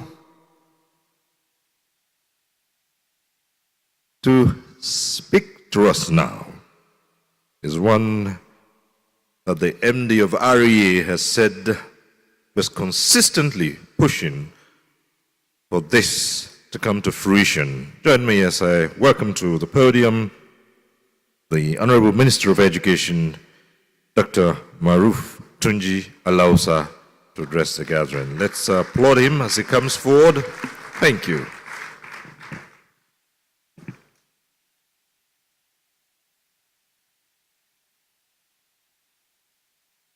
Thank you. Let me begin by acknowledging my dear brother, the Honorable Minister of Power, Mr. Joseph Olasukomi Tegbe. Before that, I would also like to publicly acknowledge your speed, your leadership. As MD of RAI said about Liu, he came to my office about 20 months ago, pitched this RAMCO idea, and that was when I saw the genius in him. I fell in love with him that day. Because we're a country, we build, but we don't maintain at all. Like you heard the chairman of Murphy said, what the kind of audit he did, any patriotic Nigeria will cry. But if you see the extent of the abandoned projects we have all across the country. So when the idea of RAMCO was pitched to me, I thought this was what we should have done decades ago. And as we advanced the conversation in the last 18 months, I saw the frustration of the MD of RAI as well. He sent a letter to me that I should do some pushing behind to see how we can get to this day, a day that we're launching RAMCO. So I called the Honorable Minister of Power and said, we need to meet. So we met. So we brought up RAMCO as one of the agenda. And he said, he's a KPMG person, he gets it immediately. He said, Honorable Minister, leave it to me. And a few weeks after, I saw a teaser on launching of RAMCO. This is what leadership and speed is all about. Thank you, Honorable Minister for Power. And let me also acknowledge the Minister of State for Health, Dr. Ishak Salako, the essay to the President on energy, on power, Mr. Larry Babalola My dear brother, the DG of Budget, thank you for all your service and dedication to our country. To the chairman of Murphy, Dr. Shamsuddin Usman, thank you. You've been serving this country for so long, but you still look so young. You look like you're 50 years old. And I would never revoke your doctorate degree. And to the chairman of RA as well, my dear brother, the former governor of Ekiti State, Governor Fayose, the MD of Murphy, Armstrong, thank you for the innovation you brought to public managing and turning public infrastructure into valuable assets. If people see the kind of work you do, they appreciate the value of Murphy. And I'm not surprised that Murphy is chaired by the chairman of, by the former Minister for Finance as well. To my younger brother, my dear brother, MD of RA, Abba Aliyu, everybody is seeing the genius in you. Your dedication, your patriotism, the way you're managing RA. It's, people should look at the past history of RA, what is done, but when Abba assumed the leadership, the kind of proactiveness, the kind of intervention that RA has done in the last almost 2 years is just cumulatively probably more than what is done in the last decade. Thank you so much. And I'll tell you today, wherever you got your doctorate from, because we are launching RAMCO, that doctorate is valid. And years of NUC, please note that down. And to the other team supporting Abba Aliyu, thank you, MD of InfraCo, members of the press, invited guests, ladies and gentlemen. It gives me a great pleasure to join you today for the launch of the Renewable Asset Management Company, an important institutional initiative designed to ensure the professional, sustainable, and efficient management of renewable energy assets developed across the country. For us, in the education sector, this launch is particularly significant because substantial number of renewable assets already deployed by the federal government through the Rural Electrification Agency are located within our tertiary institutions, as well as teaching hospitals. The challenge before us today is therefore no longer simply about building renewable energy infrastructure. It is about ensuring that these assets are properly operated, maintained, and preserved so that enormous investment made by the government continue to deliver value for Nigerians over their full cycle. This is where RAMCO becomes very important. Through the Rural Electrification Agency Energizing Education Program, otherwise known as EEP, significant investments have been made in providing renewable, reliable, and sustainable electricity to our tertiary institution.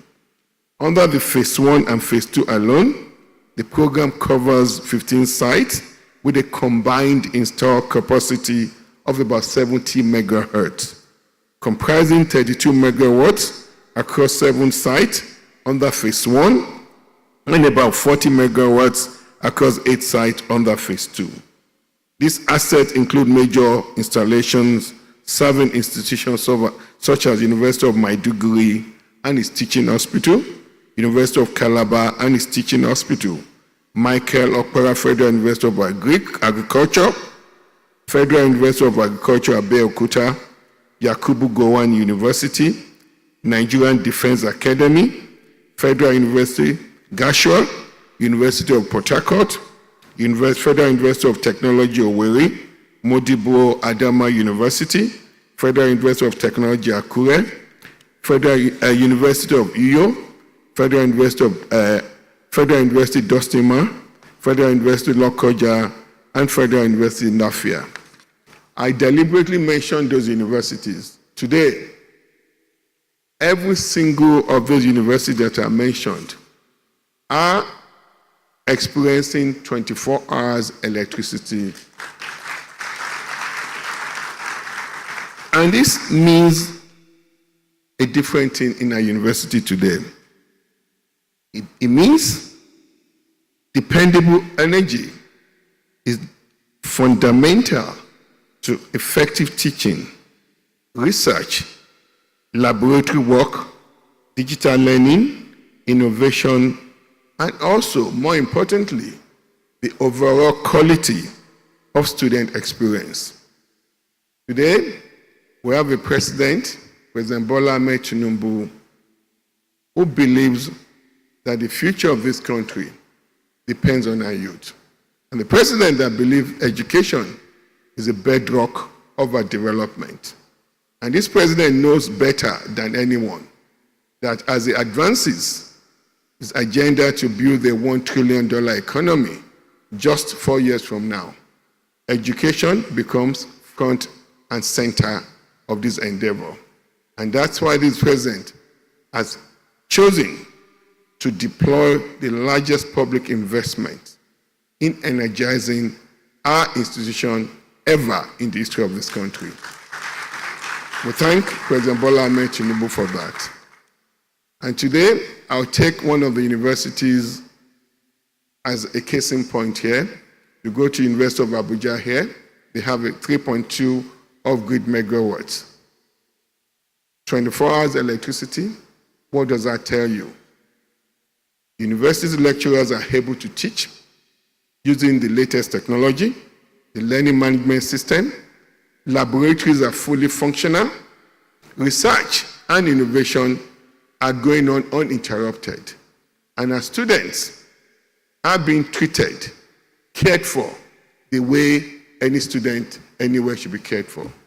We're witnessing a different Nigeria today.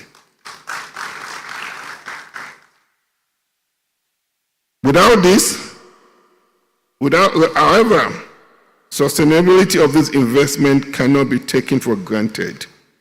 Renewable energy infrastructure requires professional asset management, preventive maintenance, technical competence, timely replacement of components, effective monitoring, and clear accountability. Without this, even the best infrastructure will deteriorate and ultimately fail to deliver the benefit for which it was established. The creation of RAMCO therefore represents a necessary transition from simply deploying renewable energy assets to sustainably managing them. A nation expects RAMCO to bring greater professionalism, accountability, and efficiency into the management of these installations. It should ensure that the assets entrusted to it continue to perform optimally, that faults are addressed promptly, that maintenance is planned rather than reactive, is proactive rather than reactive, and that government receives full value for its investment.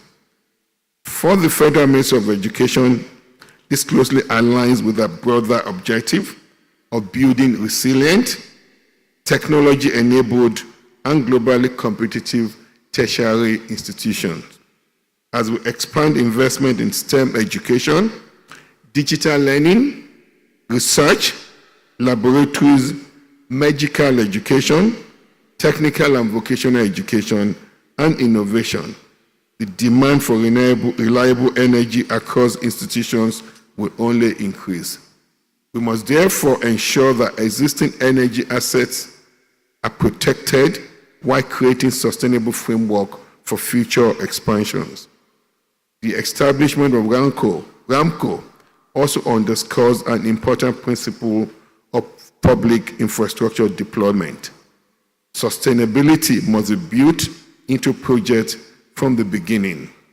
Government should not merely commission infrastructure.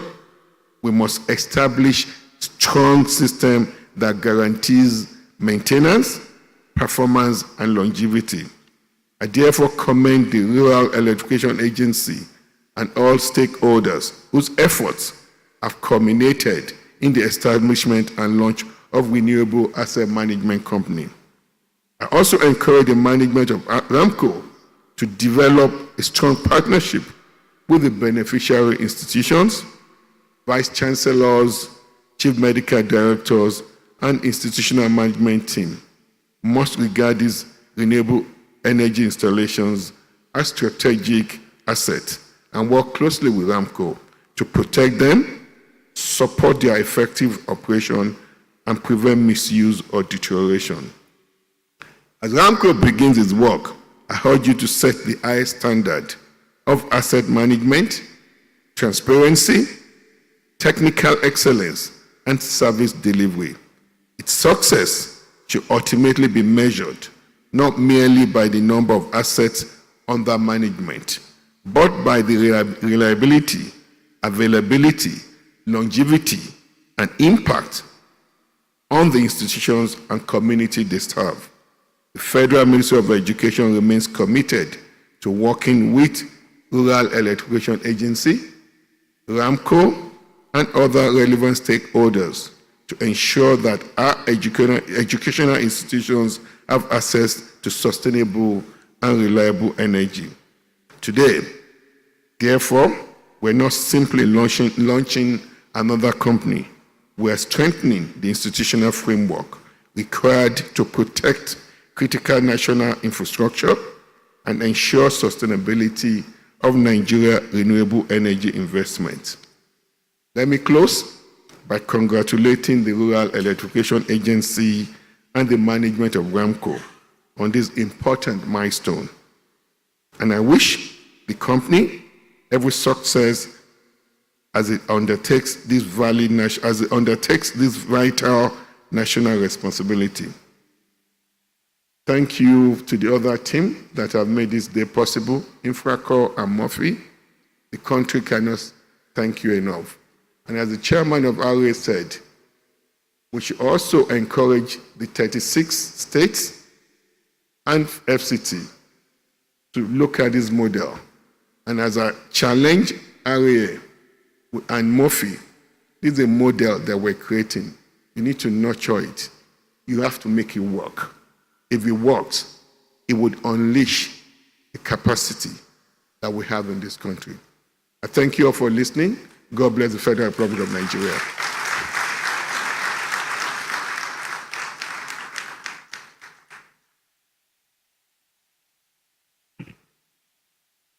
Thank you so very much, Dr. Maruf Tunja Lausa, the Honorable Minister of Education, who, just like other speakers, gave kudos to the major stakeholders in this venture, including, of course, Infracorp and MOFI.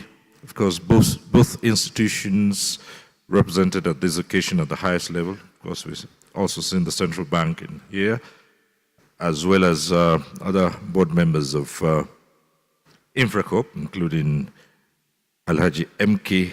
Ahmed, whom we recognized before. There's a reason why we'll always take notice of him. If you do recall that Alhaji M.K. Ahmed was the pioneer Director General of PENCOM. Being a pensioner myself, we always acknowledge those who were to a large extent responsible for our welfare at that time. Thank you so very much. Right. Distinguished ladies and gentlemen, the Honorable Minister of Finance and Coordinating Minister of the Economy, Mr. Taiwo Uyedele, is not with us in person, but he has an able representative in the person of Dr. Greg Ezilo, his Special Advisor on Fiscal Risk Management and Sustainability.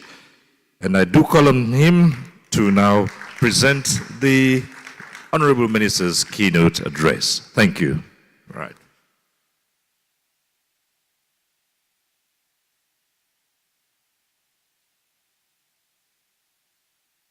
Your Excellencies, Honorable Ministers, distinguished guests, let me stand on existing protocol. Now, when a minister gives an aide an assignment to go and represent him at a function, he is very free when he has a speech. If you have a speech with the minister, you come, you read the speech, and closify, no addition, no subtraction. But in this instance, the Honorable Minister called me and said, please go and present it at a function, but I have no speech. So it gives me a bit of a latitude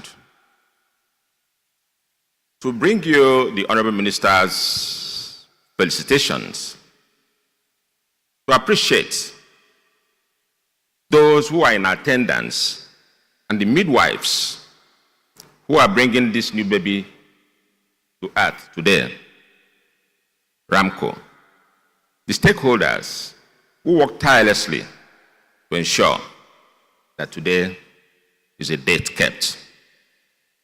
Talking about Murphy, REA,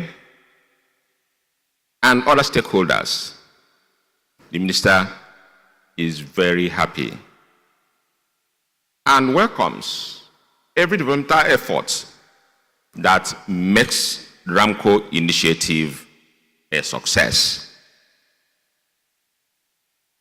Having said that, let me speak to two takeaways from this engagement. The first is that RAMCO has set an exam for itself by himself. And this exam will be graded in 5 years' time, as said by the MD of REA this morning. And what is that exam? That the new order, the old order, has to give way for the new order. The old order has been identify projects, budget, procure, build, commission, and go and sleep. But the new order is now identify, prepare, the risk, structure, finance, build, operate, maintain, optimize, recycle, or renew, and you now have an asset that probably outlives the promoters. That's the first takeaway. And the second takeaway is the fact that RAMCO, having been born to work with this model almost to eternity, we no longer come to Federal Minister of Finance to ask for funding. And I will want to thank RAMCO and those people who proposed and midwifed it, that this is not just a journey. It's a long journey and tedious journey. And that all hands must be on deck to see its actualization. Having said that, let me also speak to a very profound remark by His Excellency, former Governor Ayo Fayose, regarding attitude and the tone at the top. I've been in and out of Abuja severally, but since I became a ministerial aide, I've gone to live in Abuja. For the past 3 months, I drive myself on the streets of Abuja, and I have always looked like a stupid man on the steering. And I'm sure many of you will have known what I'm talking about. You get to a traffic light, the red light is on, and I stop. And The next thing I see, people drive and pass. People drive and pass. I look at them. Sometimes I'll be the only one looking at the red lights to turn green. Some will drive very close and look at me on the other side. I should say, is this man, is that normal? Is he stupid? And then they slip off. A couple of days ago, I was driving with one of our protocol support officers.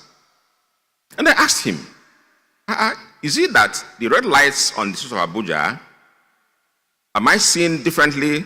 Am I seeing red instead of green? He said, Oga, this is how we drive here.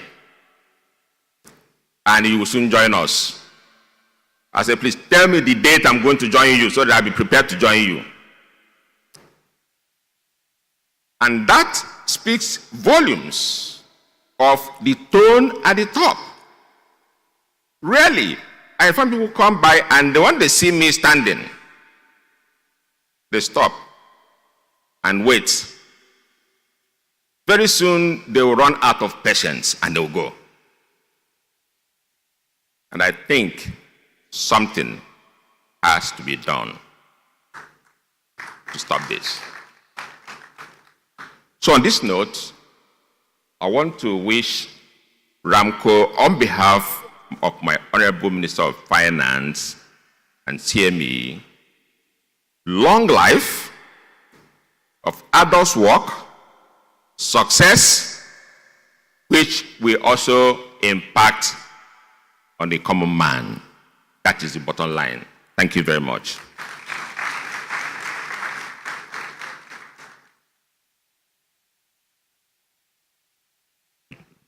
Thank you, Dr. Greg Izilu, standing in for the Honorable Minister of Finance and Coordinating Minister of the Economy, Mr. Taiwo Oyedele. Thank you so very much. Now, distinguished ladies and gentlemen, to cap the speeches which have been delivered today, is this one, the keynote address by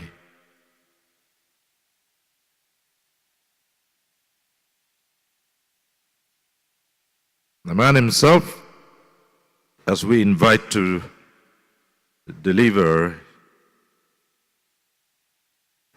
his keynote address, the Honorable Minister of Power, Chief Joseph Olasunmomi Tegbe. Let's put our hands together for him. Thank you very much.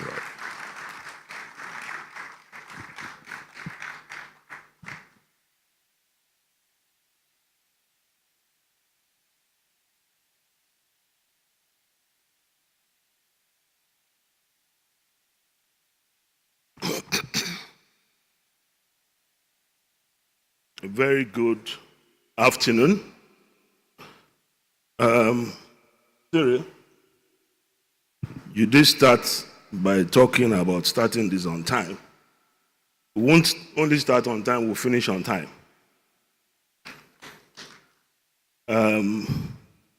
It's a new order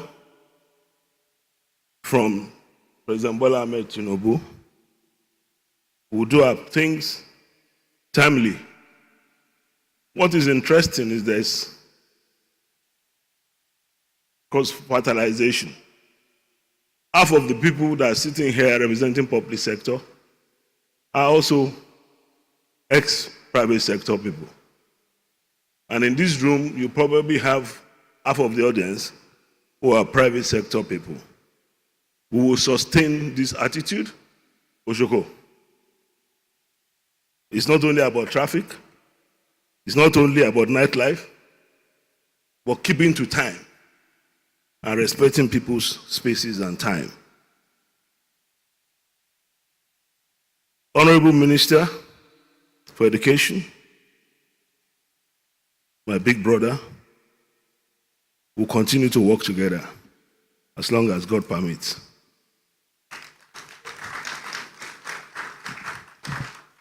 Honorable Minister of Finance, ably represented by Dr. Greg. Thanks for the speech.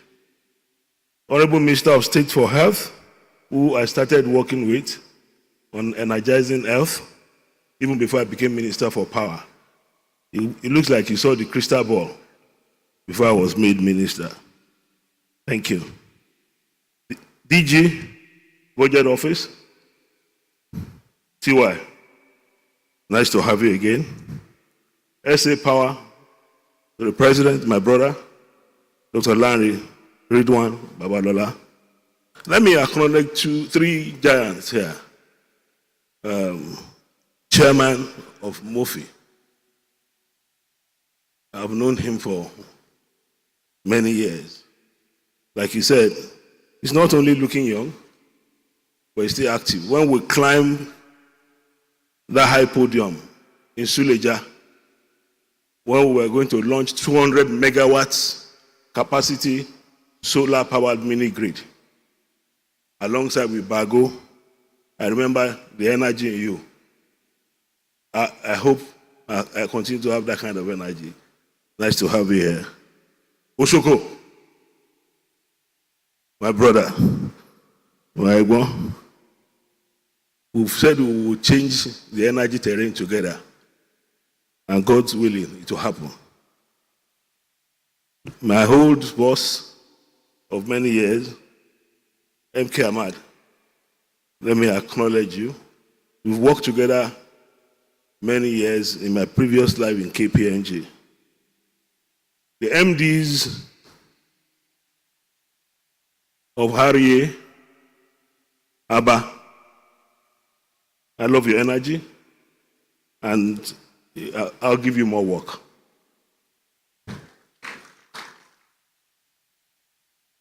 MD, CEO, Infracorp, Lazarus Angbaso, my co-neighbor in my previous assignment.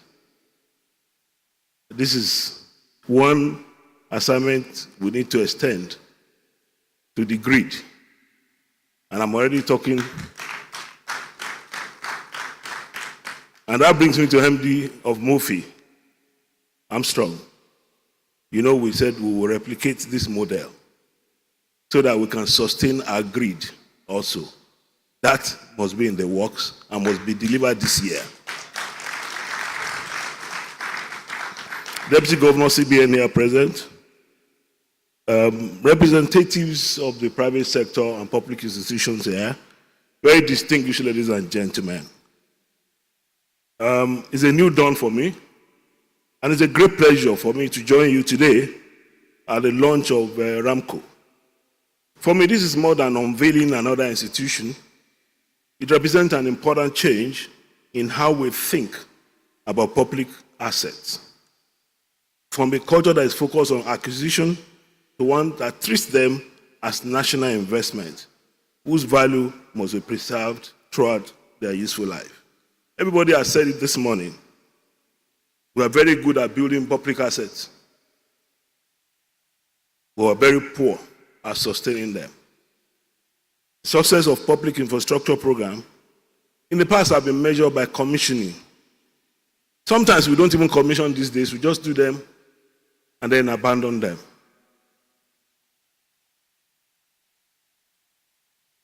For me, RAMCO offers a different model, a new paradigm. And like I said, I'm committed to not only limiting this to renewable energy, we will also shift it to the entire grid going forward.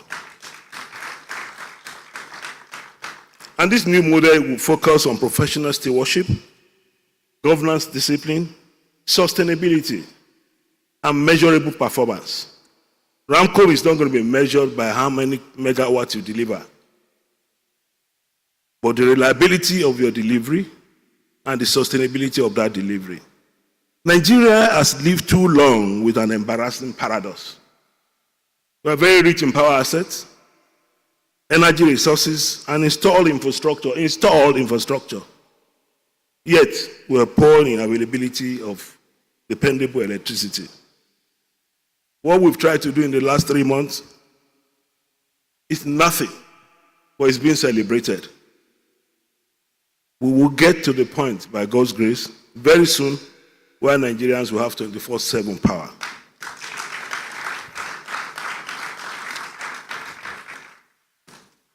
Let me correct an impression.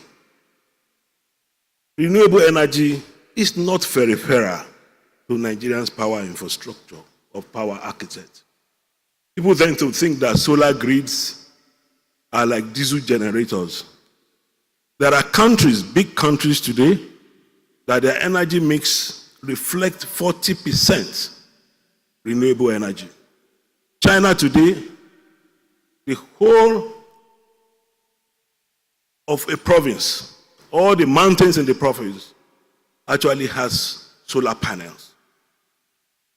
And China is targeting 2,000 gigawatts from solar in 2060. Nigeria, in 2060, we're also targeting a mix of renewable energy that will account for 40% of our power mix.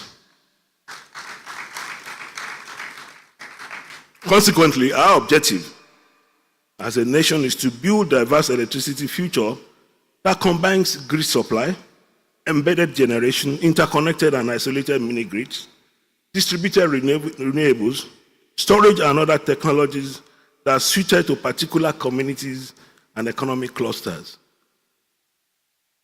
Having where we handed over mini-grid to communities in Adamawa, in Jos, in Epe, Eredo community, where the RESCO actually produced the transmission line and the meters to each of the houses, all powered by solar. Wherever we do not have transmission line, we will fill it up with mini grids going forward. We have a plan. I'm sure most Nigerians don't know that we have a mini grid in this country that actually produces up to 100 megawatts. It's in Suleja. They just got additional 500 hectares to build another 200 megawatts to power a whole industrial park, including a steel manufacturing company. By Paras Energy, we are going places in this country. And thanks, Mr. President. For me, RAMCO, therefore, forms an important part of the broader reforms across power, which is designed to strengthen the efficient and sustainable management of power assets, and ultimately to ensure that electricity is available where it is needed, when it is needed, and at a price that is both appropriate and sustainable. And it creates the bridge between deployment and sustainability, between public investment and private capital, between infrastructure and investable assets. Our focus still continues in power sector. We're focusing on grid stabilization. We've identified 3 major energy zones and corridors. The Lagos axis, which is Epe, all across the main Lagos, into Shagamu axis. Abuja, Kaduna, Kano, and then Enugu, Port Harcourt. We're currently conducting technical audits to identify infrastructures that we have there, how many of our insulators are broken, how many of our conductor relays are falling, how many of our towers are down. And in the next few weeks when we finish, we'll start to replace some of the equipment and infrastructure that's been there for 42 years.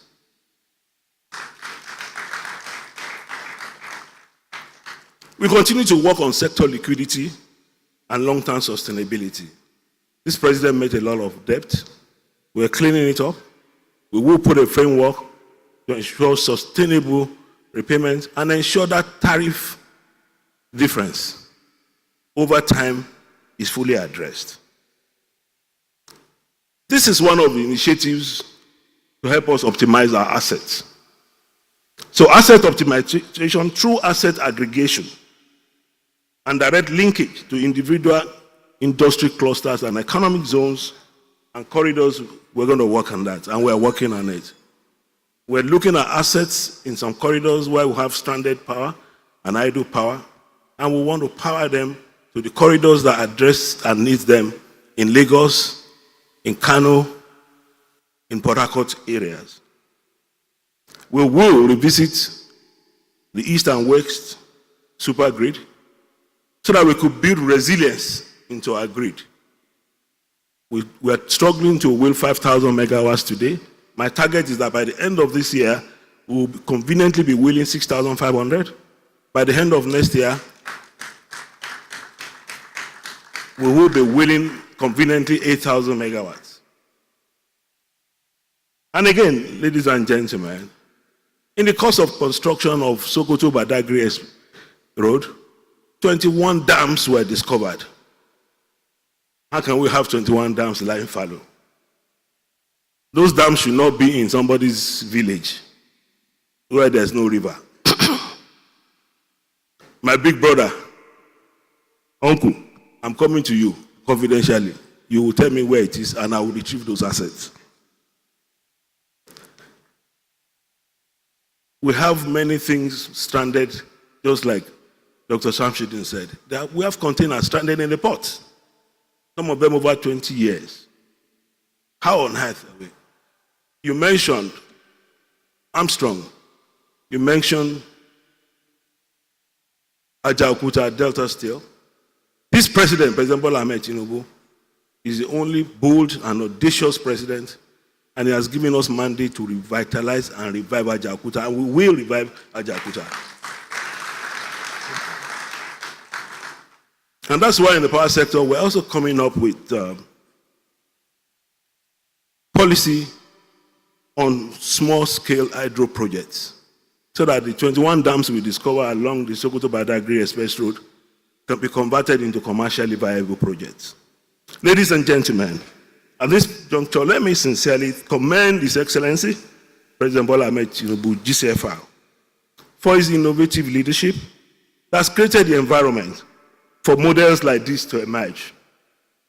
When you told me about this model, my big brother mentioned it. You're trying to explain to me, and I finish it up for you. Because that's what I was doing for a living in my previous life. And I said this thing must happen in the next 1 month. Thank you for keeping to time, Abba. The support of Mr. President for innovative infrastructure financing, duly supported by the Minister of Finance.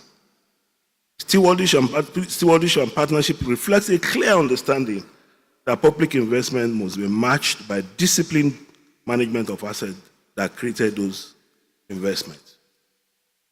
Let me also recognize institutions that have collaborated to actually get us to this stage. Murphy, we've been talking about this. Your next target is the grid assets. We are currently enumerating all the grid assets we have across the country. How many towers we have, where are they located? How many substations do we have? How many 300 MVA transformers we have? How many 11 kV transformers we have? And their conditions. And when we do that, we will not sell government assets, but we will put them into good use by putting them on a good balance sheet that we can use to leverage funding when we require it. Thank you for all the good work you are doing. Ministry of Finance, we thank you for the support you are giving to RAMCO, that you give to other COs, but at the same time we are coming because we need to strengthen our grid. Trippings must stop. Grid collapses must stop. We are not Nigerians, we are not idiots. We are brilliant people, and we can do it, and I believe we are on track to do it. But we need your support, Minister of Finance. Ladies and gentlemen, our own expectations of RAMCO are very high. Considerable public and partner capital has already been committed to renewable energy infrastructure. I know you are enumerating, and RAMCO will complete that. The quantum of investment imposes a corresponding duty of performance.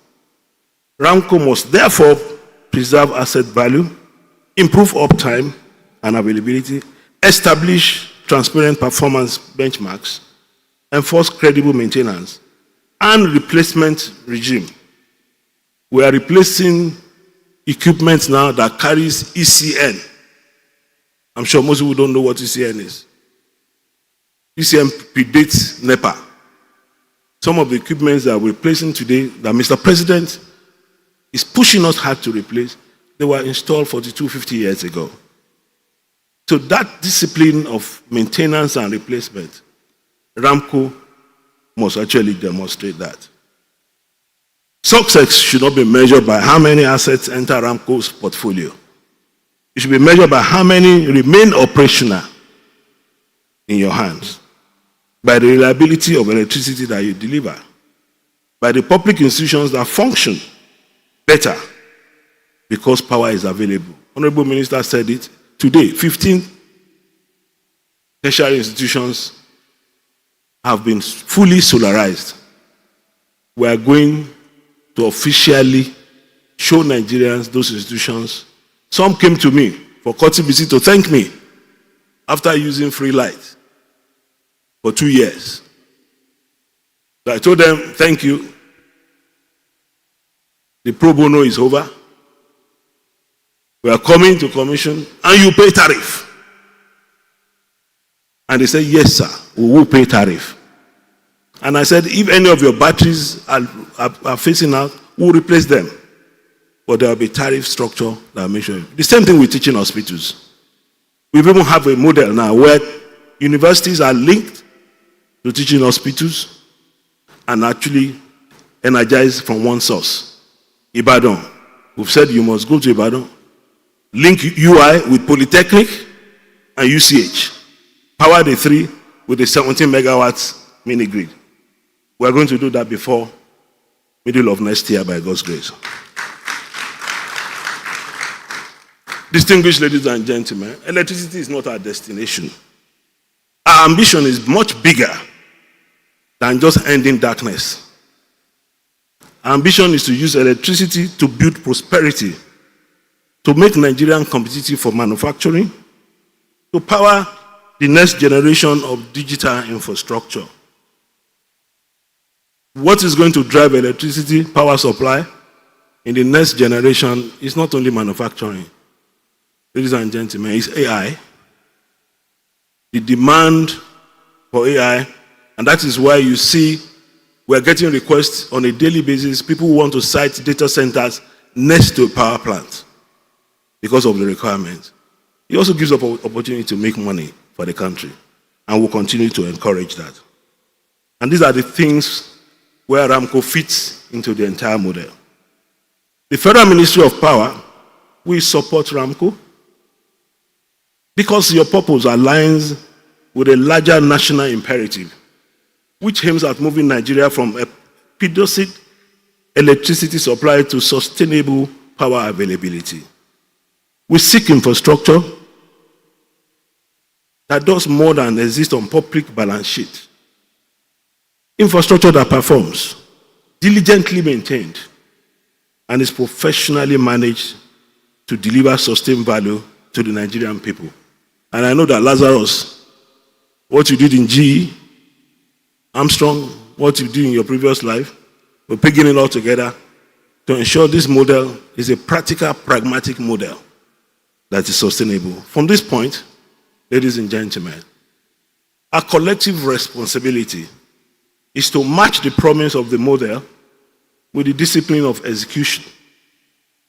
Let us ensure that the assets entrusted to RAMCO remain available, productive, and sustainable, and that this innovation becomes another important step towards reliable electricity that our people in Nigeria, our institutions, and economic corridor deserve and will enjoy. Thank you, and God bless the Federal Republic of Nigeria.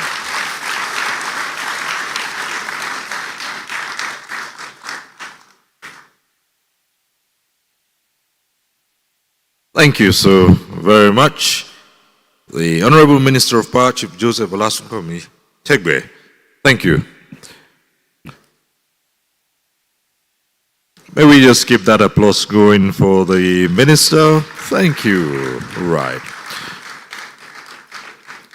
Well, we initially recognize the presence here of the Executive Secretary of the National Universities Commission, Professor Abdullahi Yusufu Ribadu, but I'm told that in the hall too, a number of vice chancellors of universities, and I do believe that in the hall here we have no fewer than 11 of them. I guess they're seated all around. The vice chancellors of the universities, yes, they're here. Yes, we have no fewer than 11 of them here. So well represented the academic community alongside with the regulator. Thank you so very much, distinguished ladies and gentlemen. There is a very short mini documentary which is showcasing RAMCO at this point in time, but we'll skip that for now and go to the symbolic signing of yes, the instruments here, and this will be spearheaded by the Honorable Minister of Power, the joint agreement signing and the symbolic signing that will take place right now. And so, if we're ready for that, the Honorable Minister of Power would be leading that alongside the MD of REA, Dr. Armstrong Ume Takang of MOFI, Dr. Lazarus Agbaso of Infracorp, the Minister of Finance, and of course his representative, as well as the Ministers of Education and Health, the DG Budget, and the board chairman of REA and MOFI will join in that symbolic signing. Yes. And both will be combined, the symbolic signing as well as the joint agreement signing, and it will be by the individuals that we have so mentioned, spearheaded by the Honorable Minister of Power, Chief Joseph Olasunkanmi Tegbe, the MD of REA, Abba Abubakar Aliyu, and the MDs of both MOFI and Infracorp, as well as the Ministers of Finance, Education, Health, the DG Budget Office, and the Chairman of the Board of REA and MOFI. Thank you.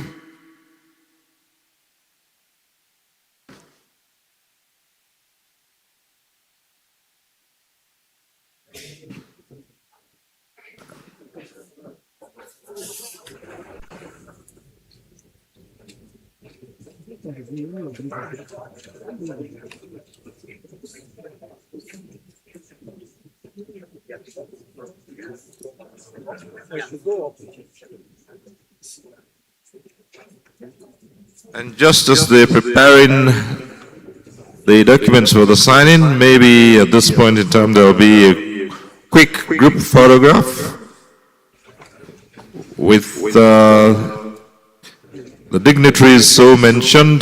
That is as we prepare the table for the signing.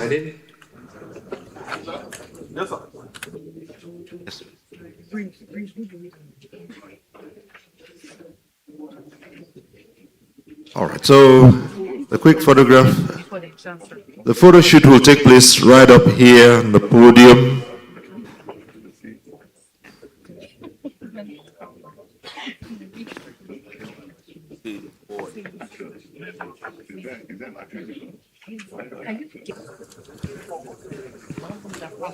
This photo shoot will be a quick session, by which time the symbolic signing would have been prepared.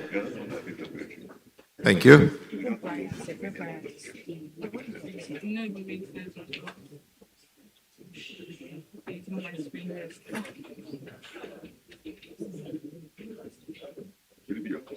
Let's move this a little bit.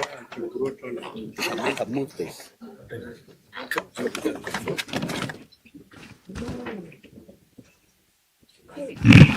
I wish one camera was even like on the front. You can only go. Yes, yes. Why? Okay, it's okay. Oh, sorry. We should take this thing out and show something. Okay.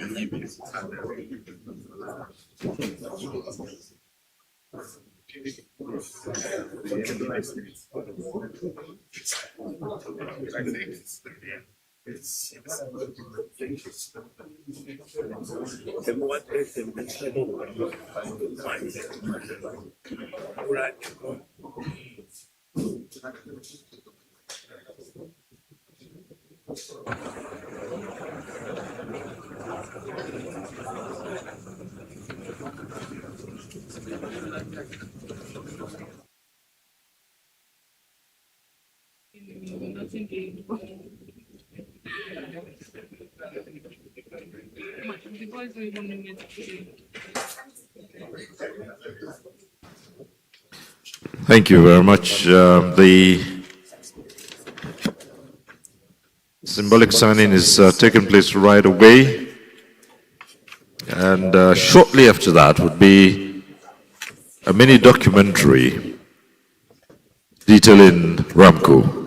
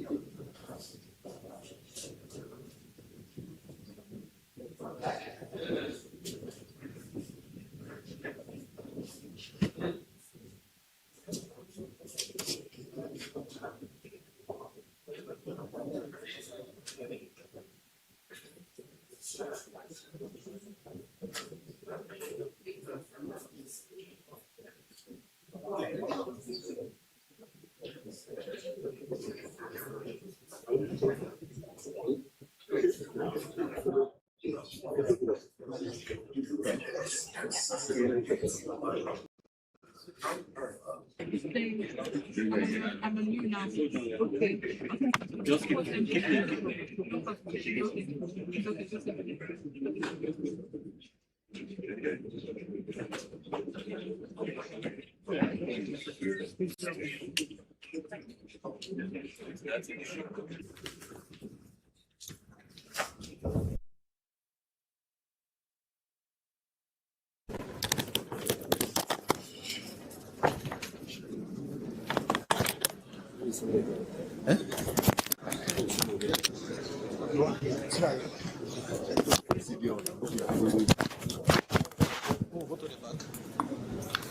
Let's go to this.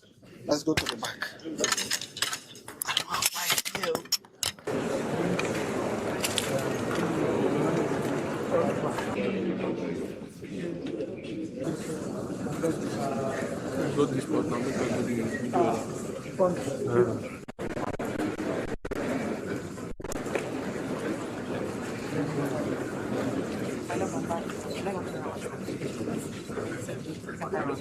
All right, now the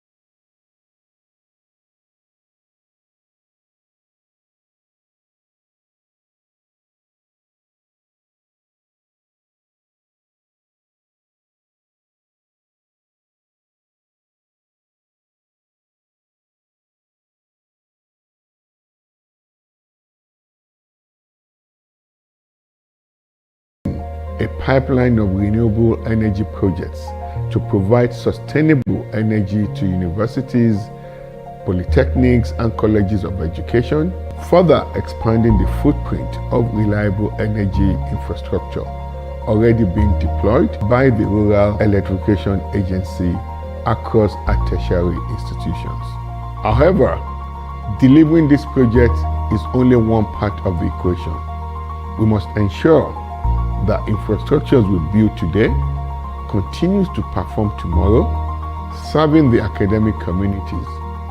This is where we believe the Renewable Asset Management Company, RAMCO, becomes particularly important.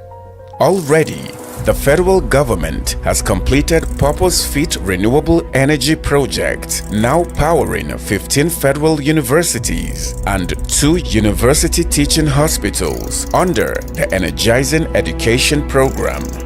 These investments represent a growing national asset class, one that requires deliberate stewardship from the outset.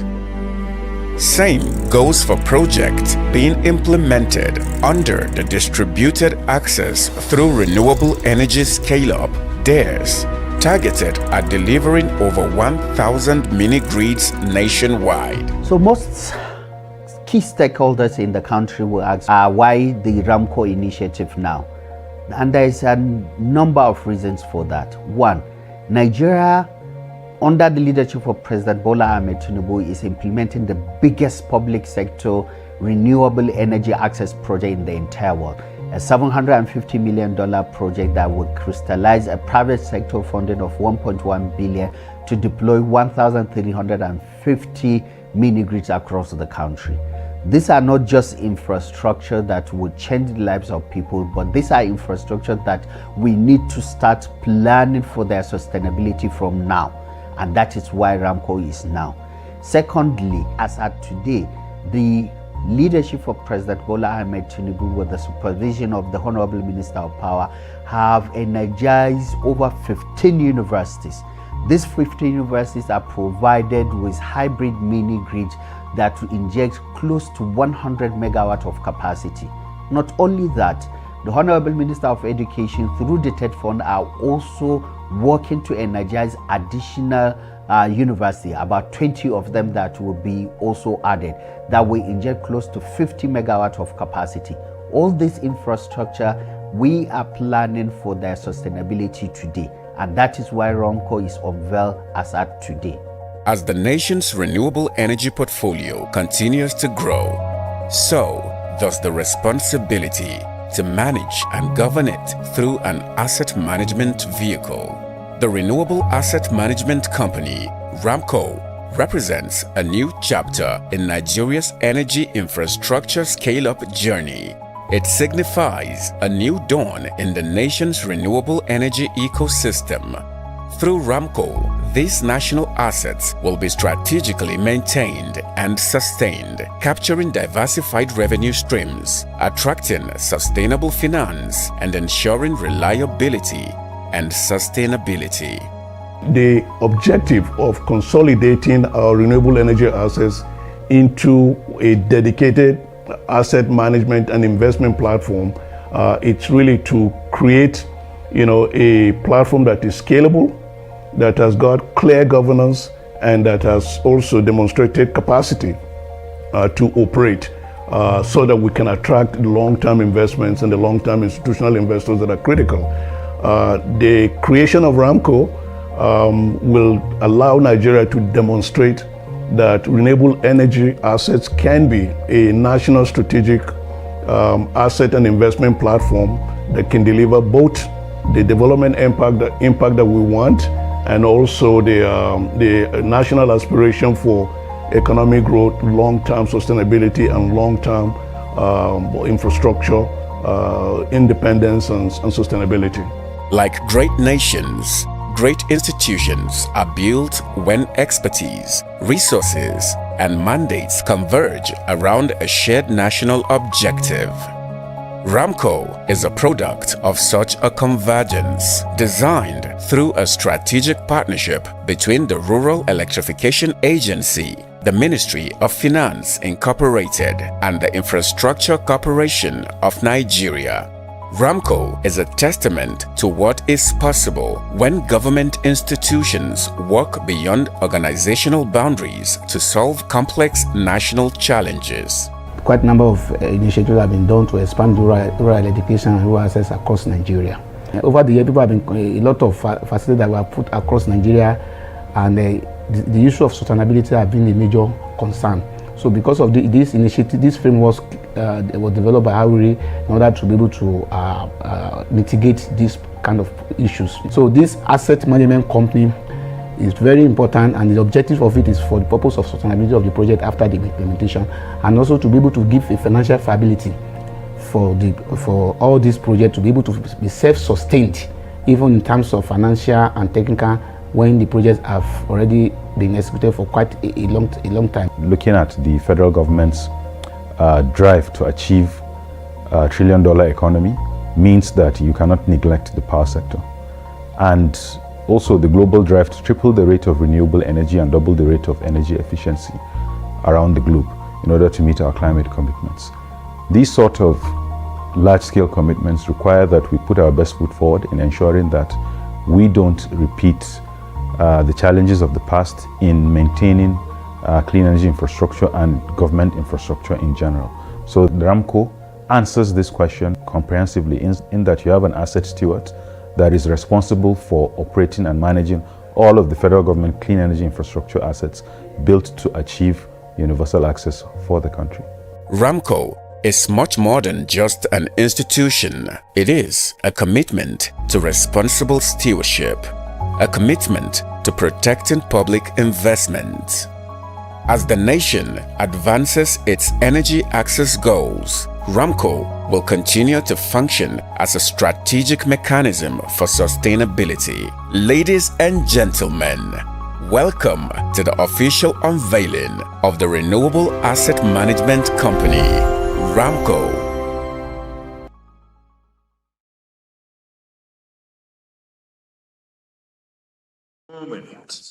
The official unveiling will take place to my left here, and may I invite the MD of RAMCO to now officially invite the dignitaries here to come forward for the official unveiling. And yes, please, and Chairman of RAMCO.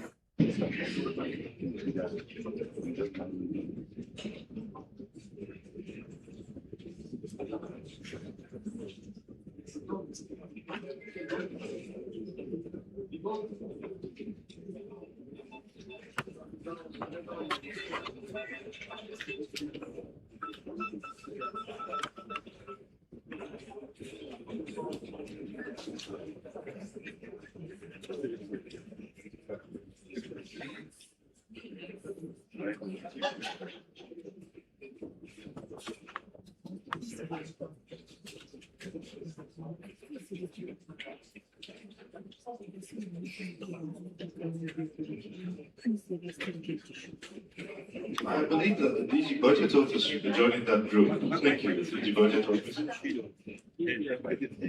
Technical crew, do we have a cordless mic? Why are they all crowding the mics?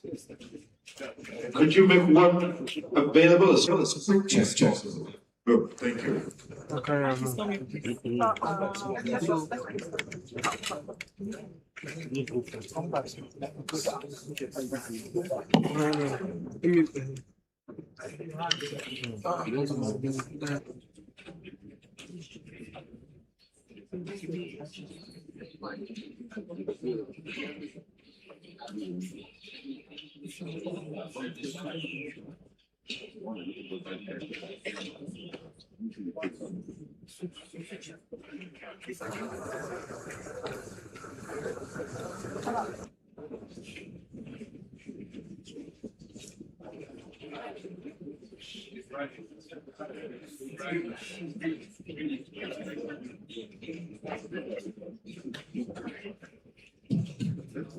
I consider this a privilege of God to be part of this event and to unveil a new renewable asset management company RAMCO benefits infrastructures in Nigeria, in particular the renewable energy, and beyond it, making Nigerians the beneficiaries of all these efforts. We have to do at the end of the day. Because we Have you changed this? We feel this, and now for the good of all country.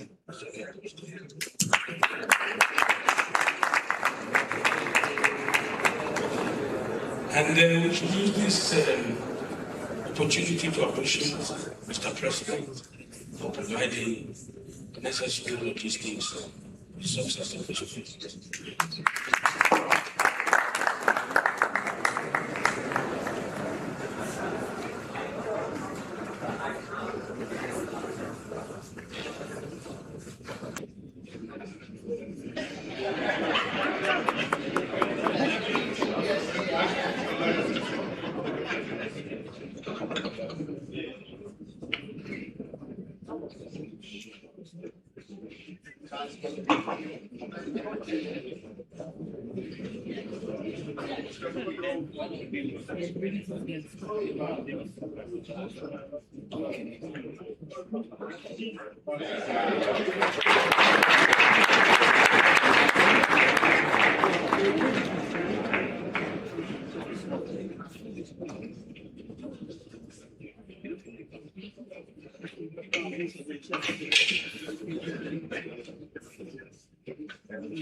Thank you so very much, distinguished ladies and gentlemen.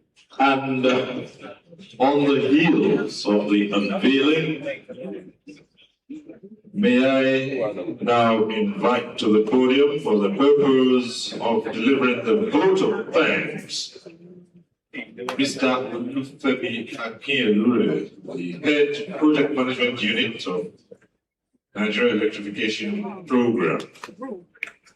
Thank you, Mr. And this is putting the technical crew on notice. Shortly, we'll be asking you to bring the national anthem once again, but first, the vote of thanks. Thank you.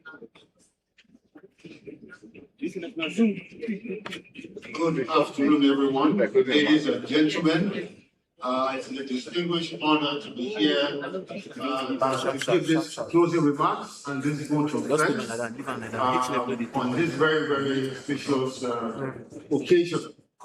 I think as we close today, it's important to note two things. We've heard about a lot of conversations around sustainability, the models, and how all of this will be implemented. And with the expertise that exists in Murphy, the REA, InfoCorp, I think we can say that we have no doubt that these models work. But one thing I want to emphasize, and for us to take it today, is to hinge on two critical points that were made by both the chairman of the REA and I think the chairman of Murphy. Where Murphy would ultimately succeed is the change in culture. And the culture, changing culture, you know, historically we are used to, we are not good, we don't have a good maintenance culture. Why don't we have that maintenance culture? Is because we do not put the operation and maintenance and sustainability of those assets at the fore when we are conceptualizing these initiatives. So one of the examples that was raised was about the dam that was leading to nowhere. Where did that project come from? How did we conceptualize that project? Did we put this O&M at the core?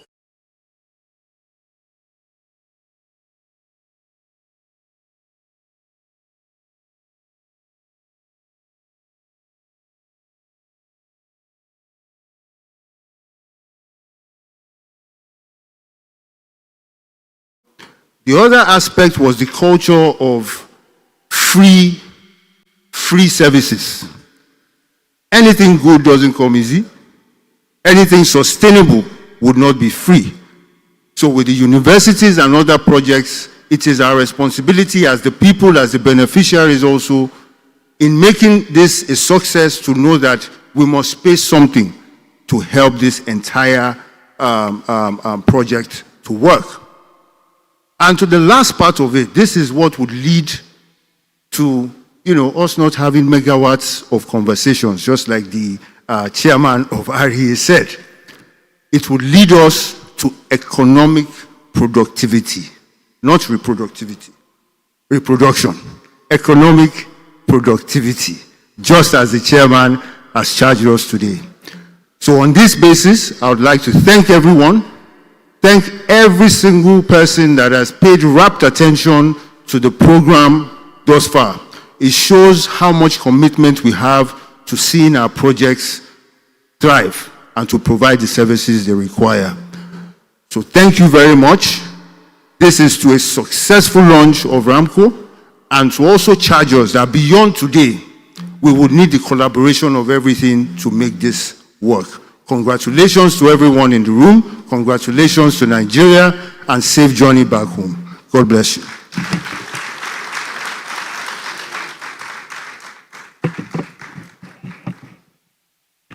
Thank you. Mr. Femi Akinyelure. Excellencies, distinguished ladies and gentlemen, this brings to a conclusion, except for a lunch and networking which will follow, but we started acknowledging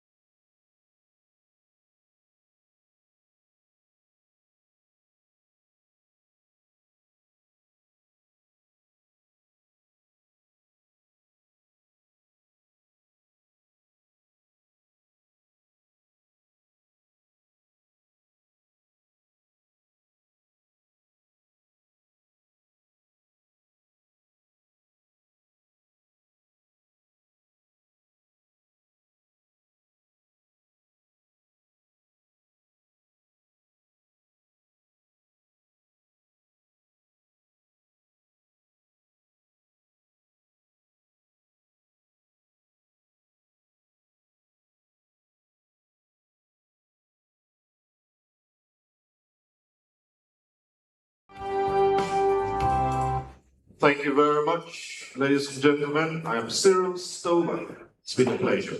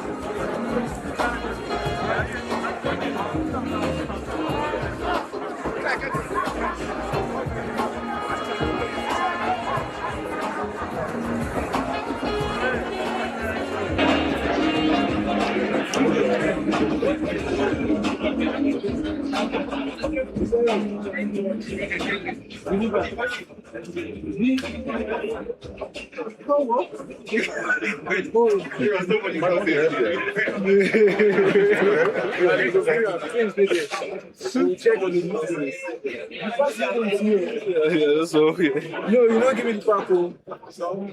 You see, pack.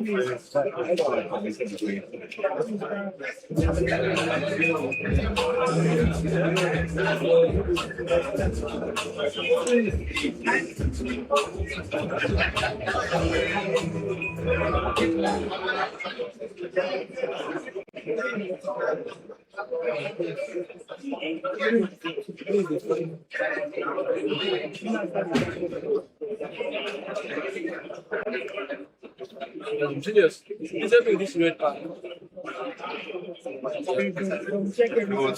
Let me move all this stuff outside so you can. Something pack by pack. You didn't need to arrange any pack by pack. I know that makes sense. Yes. And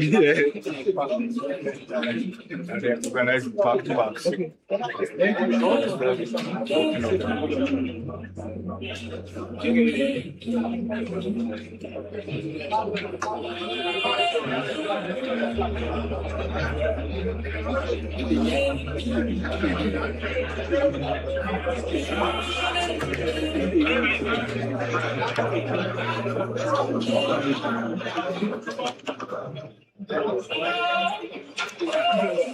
So, good at what